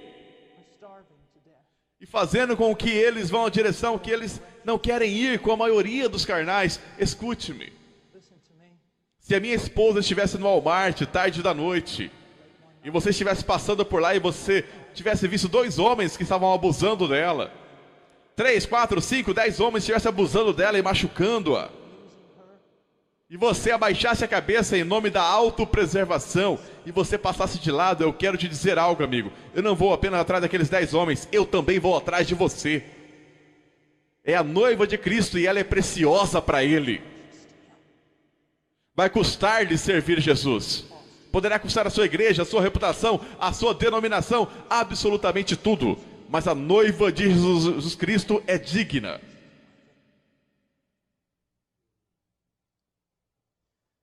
Veja o que diz, eu amo isso. Veja 39, e lhes darei um mesmo coração e um só caminho. E o que é esse caminho? É Cristo e é santidade. Todo verdadeiro crente que eu já encontrei falou muito de Cristo e tinha um desejo de ser mais santos do que já eram, mais conformados a Cristo. Veja, e lhes darei o mesmo coração, um só caminho, para que temam todos os dias, para o seu bem e o bem de seus filhos depois deles. Que grande texto é esse! Mas vamos agora. E farei com eles uma aliança eterna, de não me desviar, de fazer-lhes o bem. Agora, nós apenas lemos isso e muitas pessoas que são ímpias, que são perdidas, apenas vão à igreja no domingo, elas ouvem este verso de sim, Deus fez uma aliança eterna comigo, Ele nunca se apartará de mim, nunca, nunca, e estou seguro por causa da graça de Deus. mas eles falham em ler a segunda parte. E veja o que diz: e farei com eles uma aliança eterna de que não se desviar de fazer-lhes o bem. E porei o meu temor nos seus corações, para que nunca se apartem de mim. Evidência de que Deus fez uma aliança eterna com você, Senhor, é que Ele colocou o temor de Deus em você, para que você não se aparte dEle. Se você se apartar dEle e Ele não te disciplinar, e você continuar se apartando dEle, esta é uma evidência que Ele não colocou o temor dEle em você. Você não foi regenerado, então você não tem aliança com Deus alguma. Isso é a verdade. A oitava acusação, e vamos nos apressar nisso. Sei que isso é um mal entendido hoje, então vou defini-la. Uma falta de amorosa e misericordiosa disciplina eclesiástica. A maioria dos pastores evangélicos atualmente na América devem pegar Mateus 18 e arrancá-los das suas Bíblias.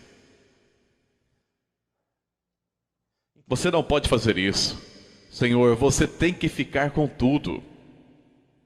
Muitos pastores, sua teologia fica para trás quando eles saem do seu escritório, do seu local de estudo. Eles são teológicos nas conversas, são teológicos nos seus escritórios, mas quando saem, eles administram a igreja por métodos carnais. E eu não sou um ancião na minha igreja e não estou lá há muito tempo, então posso dizer isso sem me gabar. Ela pratica disciplina eclesiástica. É uma igreja bem grande, cerca de 1000 pessoas. E eles estimaram ter salvo 30 casamentos nos últimos anos. Através de amorosa e compassiva disciplina eclesiástica, que não começa com excomunhão. Começa com vós que sois espirituais. Nós dizemos, eu sou tão amoroso, nós não podemos praticar disciplina, somos amorosos. Você é mais amoroso do que Jesus? Ele é quem ordenou isso. Sim, mas vai causar tantos problemas? Sim, vai. Talvez seja por isso que há muitos problemas entre a igreja e a cultura hoje. Porque não estamos confrontando a cultura.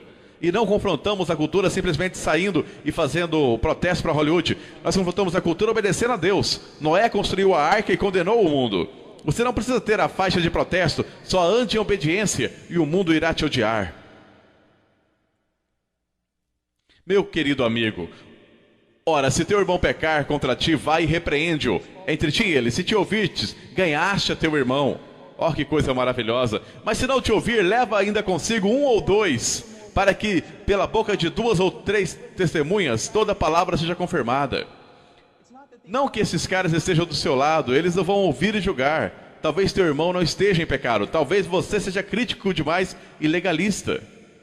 Ouça, e se não os escutar, diz eu à igreja, e se também não escutar a igreja, considera-o como um gentil e publicano. Meu querido amigo, eu creio que precisamos ouvir isso. Podemos começar obedecendo a Deus e nos disciplinando. Ou podemos deixar que Deus o faça por nós. E talvez a hora venha e é chegada em que isso vai acontecer.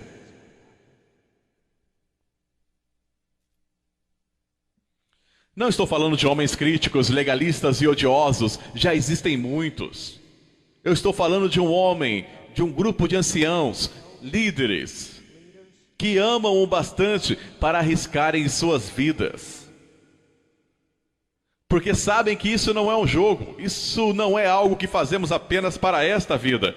A eternidade está em jogo, a salvação de almas. Olhe para todas essas livrarias cristãs.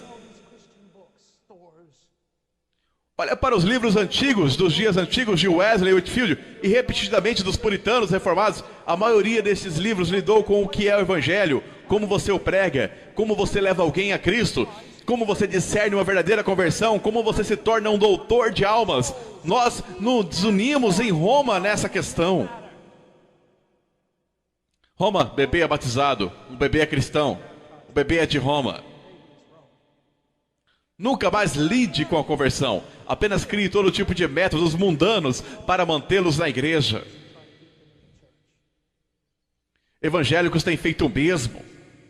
Ore uma pequena oração com eles depois de 2 ou 3 minutos, depois de meia hora de pregação, sendo que 25 minutos foram de histórias bem divertidas.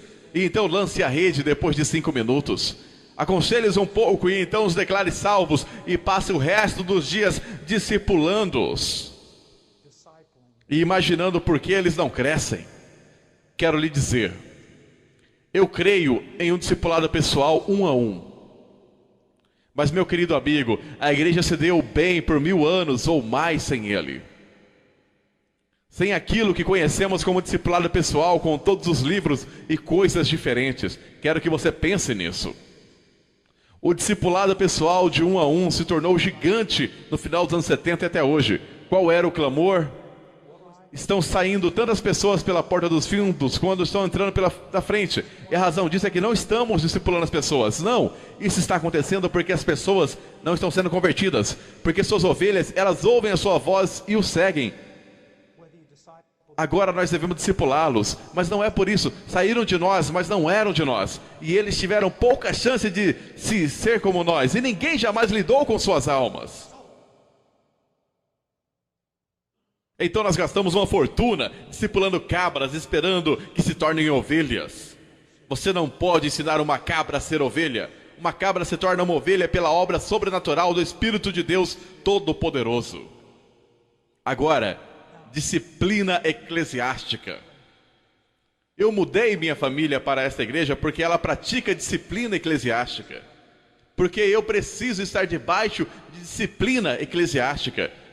O cuidado observador de anciãos e outros membros me levam isso a sério. Eu quero que as minhas crianças, elas são bem pequenas agora, mas se forem convertidas, ou fizerem uma profissão de fé e depois se desviarem, vou querer saber que as minhas crianças serão batizadas, trazidas diante da igreja, se necessário, para a salvação de suas almas. Alguns de vocês ficariam tão indignados se um pastor lhe dissesse: honestamente, tenho estado orando pelas suas crianças e temo que não são convertidas. Você ficaria indignado que reuniria um grupo para expulsar aquele pastor. Em vez de perceber, oh, louvado seja Deus, temos um homem de Deus aqui. 9ª acusação. Um silêncio acerca da santificação. A falta de ensino sério sobre santidade. Meu caro amigo, com o ensino genérico sobre santidade, todo mundo concorda. Vamos ser santos, nós precisamos ser mais santos. Vamos ter uma conferência sobre santidade, mas quando você é específico sobre o que isso significa, é aí que tudo fica tumultuado. Busque paz com todos os homens, o escritor de Hebreus nos diz, e santificação sem a qual ninguém verá o Senhor. Alguém acredita nisso? Você diz: irmão Paul, eu tenho sido culpado tão frequentemente por ensinar a salvação. Escute-me novamente. Isso remete à regeneração e à providência de Deus. Se Deus verdadeiramente converte um homem, Ele vai continuar trabalhando nesse homem. Através do ensino, bênção, advertência e disciplina, Ele vai certificar-se de que o trabalho que Ele começou será completo. E é por isso que o escritor diz: sem santificação, sem santidade, ninguém verá o Senhor. Por quê? Porque não existe crescimento em santidade. Deus não está trabalhando em sua vida. Se Ele não está trabalhando em sua vida, é porque você não é um filho. Veja as diferenças entre Jacó e Esaú. Amei Jacó, odiei Esaú. Porém Deus cumpriu suas promessas em ambos. Jacó foi abençoado, Esaú foi abençoado. Como Deus demonstrou seus julgamentos e ira contra Esaú e seu amor com Jacó? Eu vou lhe contar como. Ele deixou Esaú à vontade, sem exercer disciplina, sem piedade, nada. Mas ele espancava Jacó até a morte, quase todos os dias de sua vida. A disciplina amorosa, a correção de Deus para nos trazer a santidade.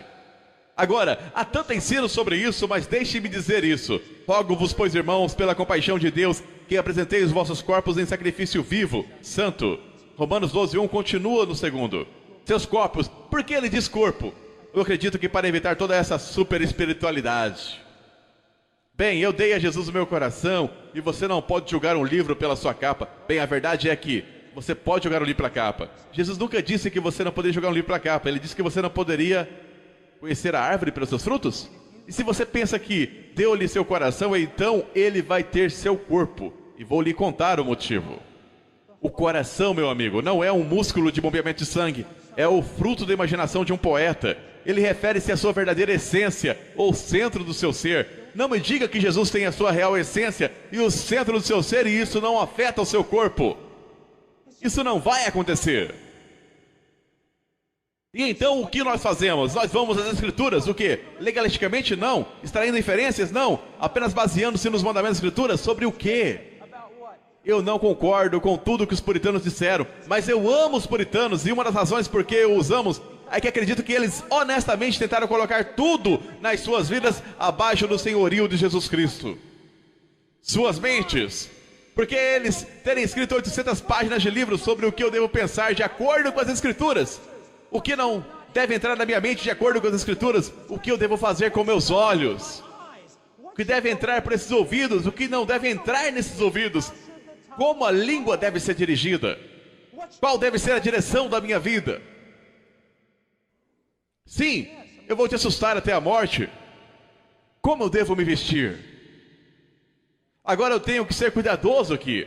Eu não quero criar inferências. Meu querido amigo, minha esposa diz assim: se as roupas não são uma moldura para o seu rosto, pelo qual a glória de Cristo é manifestada, então é de Deus. Mas se suas roupas são uma moldura para seu corpo, é sensual e Deus odeia. Disse-o bastante? Agora, eu posso falar tudo sobre santidade. A santidade não é apenas uma expressão exterior, mas nós nos tornamos um povo que usa a obra do interior do Espírito Santo como uma desculpa para dizer que nada vai acontecer pro lado de fora. E isso não é verdade. Alguns jovens dentre vocês clamam, provavelmente mais do que eu, para que o Espírito de Deus preencha-os e trabalhe em vocês. Mas é necessário apenas meia hora de televisão para entristecê-los de tal forma que ele estará a quilômetro de vocês. 99% pura, 1% esgoto, eu não bebo. Uma vez eu estava tendo lutas e Leonard Ravenhill estava conversando com um querido amigo meu que estava dizendo: irmão Leonard, um rapaz, o irmão Paul, ele está realmente tendo lutas. E ele mandou um folheto e eu ainda tenho aquele folheto. Eu nunca vou me desfazer daquilo. Ele dizia: outros podem, você não. Eu não necessariamente concordo com tudo. Escute-me, rapaz. Eu não vou a shoppings. Eu não vou, não porque sou mais santo do que você, é porque eu sei quem eu sou. Existe a história de um dos mais refinados e melhores violinistas da Europa, tocando em seu último concerto, um homem velho, e quando ele terminou, um rapaz andou até o violinista e disse: Senhor, eu daria a minha vida para tocar como você. E o velho homem disse: filho, eu dei a minha vida para tocar como eu. Eu quero o poder de Deus em minha vida, então algo tem que ser abandonado. Eu quero conhecê-lo, então uma separação deve acontecer. Deixe-me dizer uma coisa, jovem, todo mundo está andando por aí, todos seus pequenos retiros e encontros grupais e cantando cubaná e tudo mais. Talvez você tenha que ficar sozinho no deserto com Deus e jejuar por 7 dias de joelho e estudando o livro de Salmos. Apenas ficando a sós com Deus, pertencendo a Ele. Para ser um homem de Deus, deve existir um senso onde algumas vezes até sua esposa, que é sua própria carne, uma com ela, ela olha em seus olhos e sabe que não pode ir aonde você está indo. Existe silêncio acerca da santificação. Eu penso, não se una descrentes, porque qual parceria há entre retidão e iniquidade? Nenhuma. Ou qual companheirismo tem a luz com as trevas? Nenhum. Trevas é o oposto da revelação de Deus. Ou que harmonia Cristo tem com Belial? Nenhuma. Ou que tem o crente com o descrente? Nada. Ele diz, saia do meio deles. Saia do meio do quê? Saia do meio da iniquidade, trevas, tramas satânicas e da vida e mundanismo do descrente. Saia disso.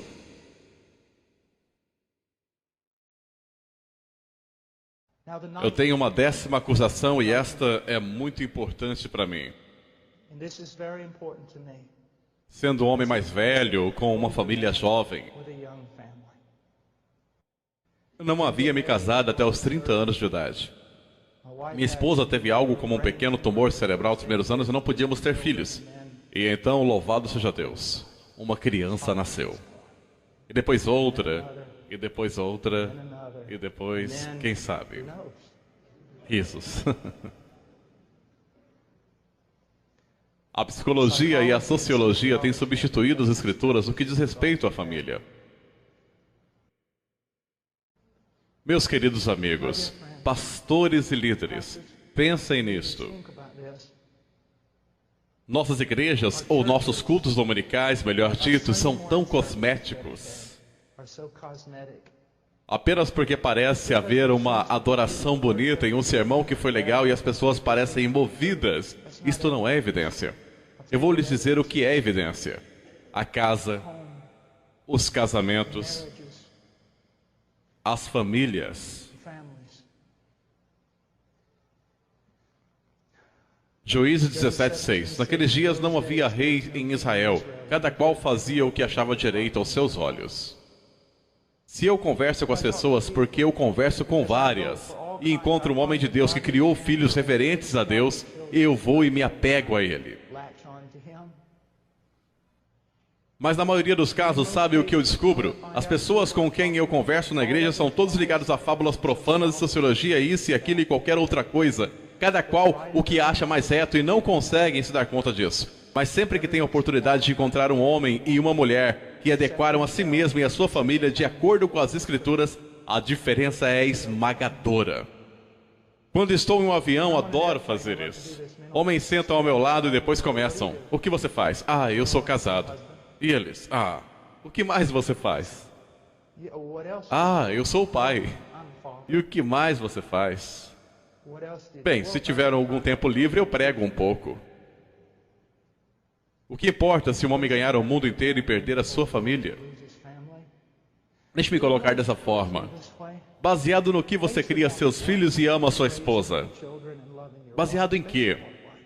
Se você não consegue ir às escrituras agora mesmo, pegar os versículos e me mostrar como a sua família está fundamentada nela, posso lhe assegurar que você é cativo da psicologia e da sociologia, dos caprichos e das mentiras deste século. Veja bem, você não tem o direito de fazer isso, você não tem autoridade, Senhor, separado da palavra de Deus. Veja Gênesis 8:9, porque eu os escolhi para que ordene a seus filhos e a sua casa depois dele, a fim de que guardem o caminho do Senhor e pratiquem a justiça e o juízo, para que o Senhor faça vir sobre Abraão o que tem falado a seu respeito. Que maravilhoso! E preste atenção, Romanos capítulo 12, versículo 1 e 2. Bem, o versículo 2 nos conta que a vontade de Deus é perfeita. Então, sempre que lhe sobrevier a ideia, como um homem de Deus que estou sacrificando a minha família para o bem do ministério, vou lhe dizer que você é um mentiroso de cara lavada. Você está sacrificando a sua família pelo bem do pequeno reino que você está tentando construir. Porque a vontade de Deus é perfeita. Isso significa que eu não tenho que violar a vontade de Deus no que diz respeito à minha família, a fim de cumprir a vontade de Deus no que diz respeito ao meu ministério. Deus não precisa de você. Ele deseja sim que você seja obediente. Que você seja obediente. Só quero lhe dar 2 exemplos.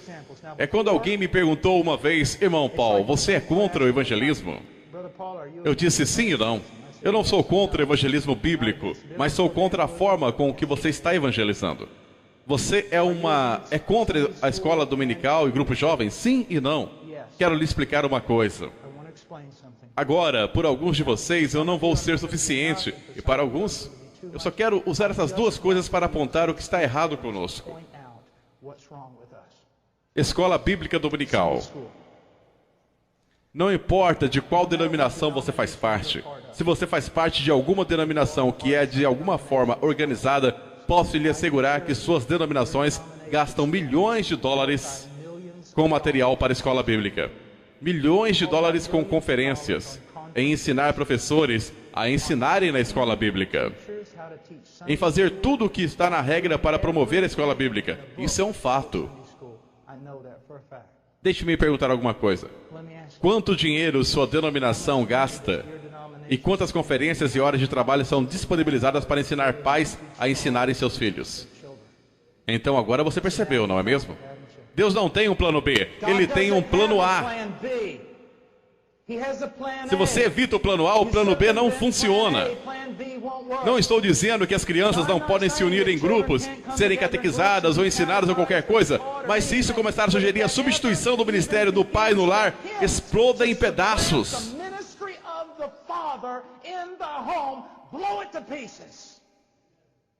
Entende o que estou dizendo? Olhe apenas para este pequeno exemplo. Tudo pela escola bíblica, tudo pela escola bíblica, mas há dificilmente uma conferência em todo o país para ensinar homens a educarem seus filhos. Na maioria das vezes, a escola bíblica não é nada mais do que entretenimento, pois o professor de escola bíblica não tem a autoridade para disciplinar seus filhos. E ainda que tivesse, não fariam, pois não acreditam nisso.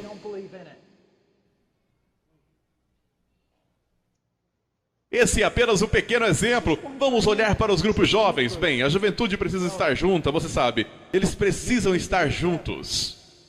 Tudo bem, vamos ver Provérbios 13 e 20. Quem anda com sábio será sábio, mas o companheiro dos insensatos sofrerá aflição. Quem lhes disse que a juventude deve estar junta? Quem lhes disse isso? Eu vou lhe dizer quem disse isso. Psicólogos da década de 60. Separação entre as gerações. A juventude deve permanecer com os adultos para que parem de agir como tolos ingênuos. E unam-se à maturidade, deixando de lado a tolice, a qual leva à destruição. Não digo que vocês não podem reunir a juventude, mas caso o façam, sugiro que tenham os pais junto a eles. E você diz, bem, e quanto à juventude perdida que chega à nossa igreja? Bem, o que eles estão vendo agora? A juventude perdida chega à sua juventude cristã na igreja e vê quase o mesmo que vê em sua própria casa. Sem pais, crianças ensinando crianças, ou um cara um pouco mais velho com gel no cabelo ensinando seus filhos. Mas o que aconteceria se a juventude perdida chegasse à sua igreja e eles vissem lá as crianças e a juventude em um relacionamento amável e maravilhoso coletivamente com seus pais? Então eles diriam, nossa, nunca vi nada como isso antes. Olha só o pai dele, ele ama. Quero dizer, ele ama o pai dele. Quero dizer, olha só. Então isso é o cristianismo.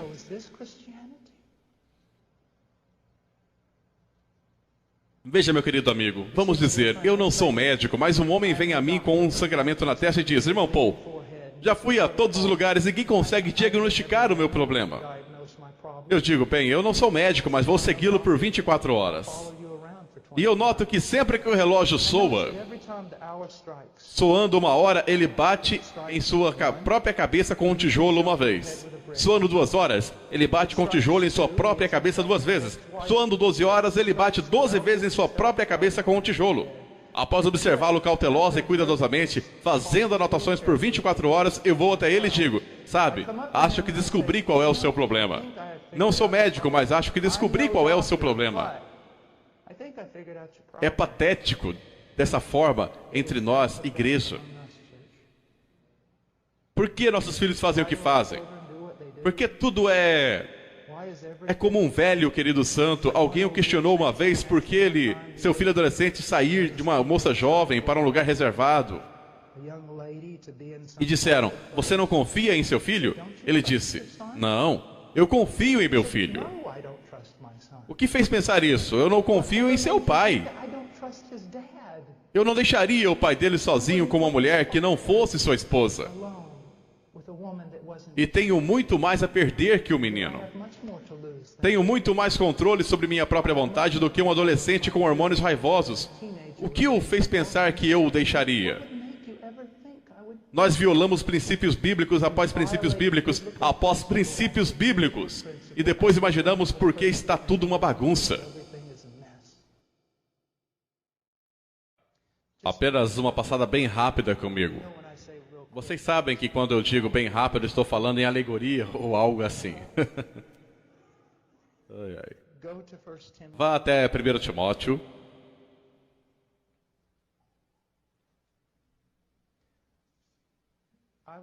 Há alguns meses atrás, eu estava ouvindo sobre todas as coisas horrendas que estavam acontecendo com nossa... Não sei como vocês chamariam agora, república, democracia, país, realmente não tenho certeza. Estado socialista? E eu estava tão sobrecarregado que sentei lá ouvindo e Deus, o que eu posso fazer? Agora mesmo, Senhor, honestamente, com tudo que há em mim, eu pularia no meio do fogo. Eu vou, se houver um rinoceronte atacando, eu pularei na frente dele. Apenas me diga o que fazer. Tu queres que eu vá para Washington e apenas fique em pé diante da Casa Branca e pregue até que me atirem na cadeia? Estou cansado de pregar apenas para cristãos em igrejas e tudo mais. Deus, apenas... O país está indo para o inferno, apenas me atire. O que queres que eu faça? Apenas me atire a eles. Versículo 1 do capítulo 4. Ora, o Espírito afirma expressamente que nos últimos tempos alguns apostatarão da fé. 1 Timóteo 4:1. Dando ouvidos a espíritos enganadores e à doutrina de demônios. Agora ele segue basicamente contando ao jovem Timóteo que todo o inferno irá se manifestar na cultura. Tudo será simplesmente enlouquecedor. Homens como feras. Eu estive com Conrad Mabille há alguns meses atrás e o ouvi pregar. Chamam-no de Spurgeon da África e muito justamente. Se você tivesse a chance de ouvi-lo, ouça. Ele é um dos meus pregadores favoritos no mundo. Ele disse isso. Na África não temos mais medo das feras. Nós não corremos das feras. Nós tememos o homem. Corremos de homens. Ele estava falando, é claro, da depravação. Mas ele disse ainda que o mundo irá perder o controle, Timóteo. Agora, o que ele diz que seja feito? Versículo 6. Expondo estas coisas aos irmãos. Serás um ministro de Cristo Jesus, alimentando com as palavras da fé. E bem aqui, neste texto, começou a se desatar para mim. Paul, o mundo perdeu a cabeça. Tudo vai acontecer e está sob minha providência, mas ouça-me. Esta deveria ser sua reação em meio à manifestação de todo o inferno, em meio à apostasia, em meio à perseguição. Eis o que você precisa fazer: ser constantemente alimentado com as palavras da fé. Nós sempre queremos correr lá fora e fazer alguma coisa, queremos consertar alguma coisa. Deus está em busca de homens de caráter, espadas polidas. Em primeiro lugar, filho, seja constantemente alimentado com as palavras da fé e da boa doutrina que tem seguido. Este que tem seguido é muito importante. Penso que está nos indicando que um simples estudo intelectual da Escritura não irá alcançar o objetivo que Deus tem para seus homens. Eles devem obedecê-la, devem começar a segui-la. Você não pode aprender bem a doutrina até que siga a doutrina que aprende. E então ele diz isso: mas rejeita as fábulas profanas e de velhas caducas. Meu querido amigo, deixe-me contar uma coisa. Toda essa coisa de igreja emergente, muito desse negócio de crescimento de igrejas, toda a sensibilidade cultural jogando pela janela a sensibilidade à Bíblia, é apenas um punhado de menininhos querendo brincar de igreja sem o poder de Deus em suas vidas. E eu vou manter essa opinião.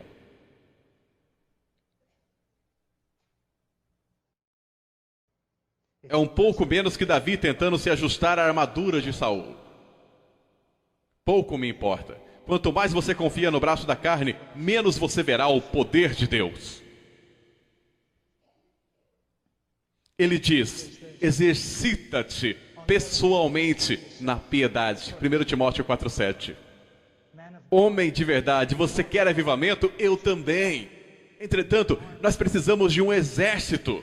Se espadas poderosas, se espadas flamejantes, lanças, espadas e armamento cairão do céu para que nós lutemos, então precisamos ser o tipo de homens que possam arcar com tais coisas, manejá-las e lutar com elas com bom caráter. Devemos nos disciplinar pelo propósito da piedade. Jovens, disciplinem-se a orar. Disciplinem-se a leitura sistemática das Escrituras, de Gênesis a Apocalipse, diversas vezes. Diversas vezes. Disciplinem-se do seu discurso, disciplinem-se nas companhias que mantém, disciplinem-se no seu deitar e no seu levantar. Isso é uma guerra, discipline-se.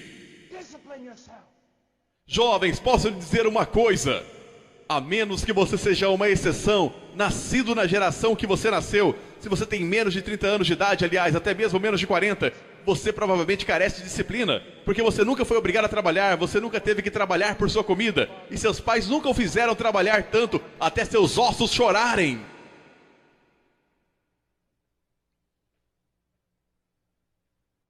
Os homens que mais têm realizado e sido usados por Deus têm sido homens de trabalho no ministério.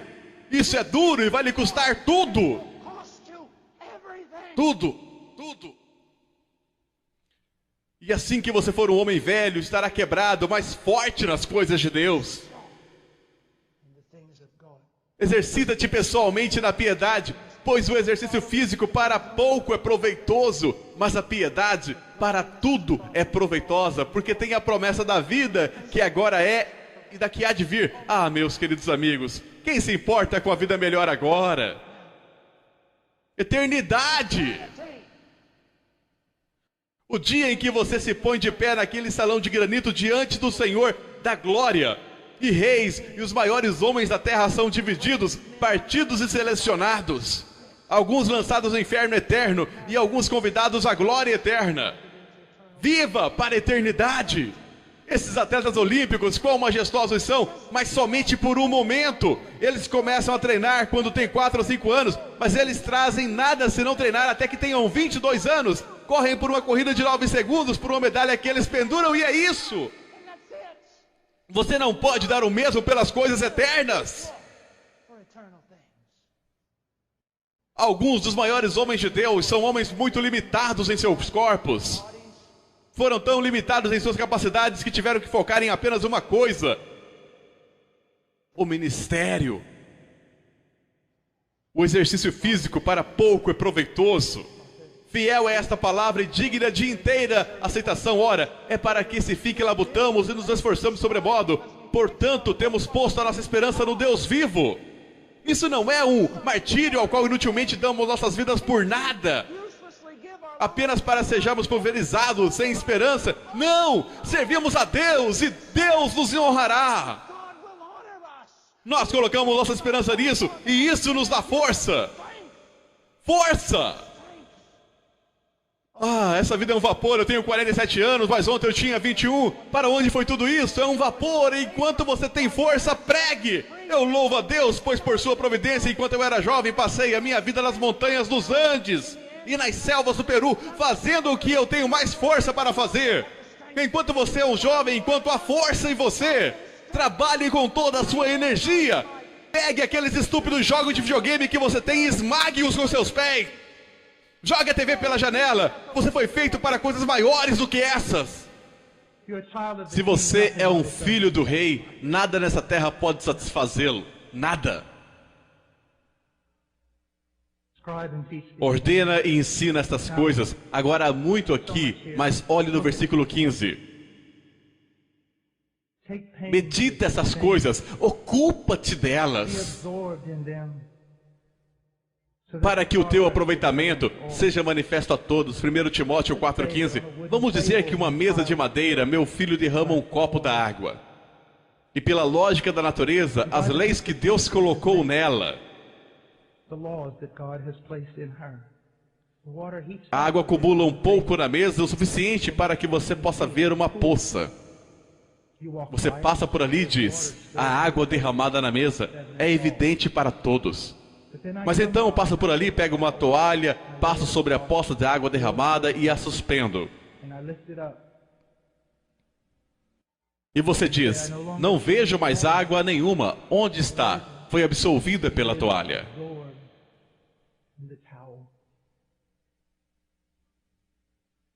Homens, vocês devem estar absolvidos nessas coisas de piedade e caráter.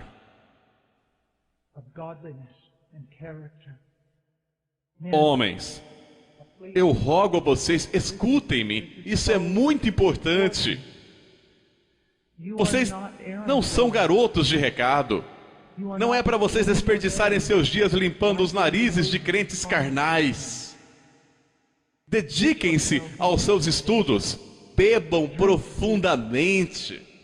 Sejam tão absolvidos no conhecimento e na intimidade com Deus que as pessoas digam: Onde ele está? Ele costumava ser um homem tão notável na cidade. Um amigo de todos, uma figura. Onde ele está? Ele está ocupado nessas coisas.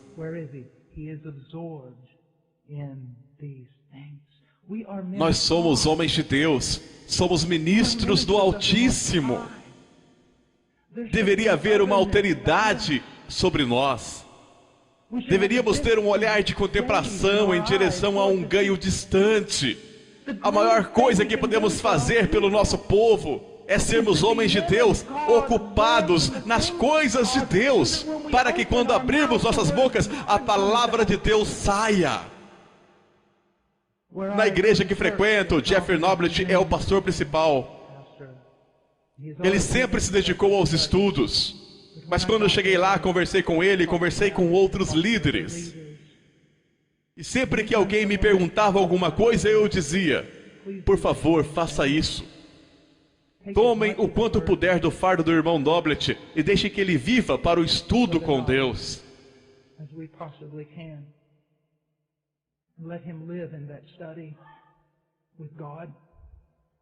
Pois eu tenho um filho aqui.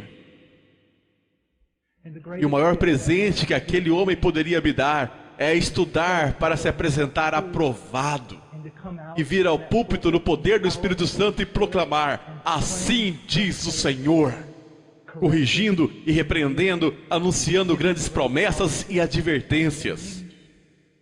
Por favor, façam isso por mim.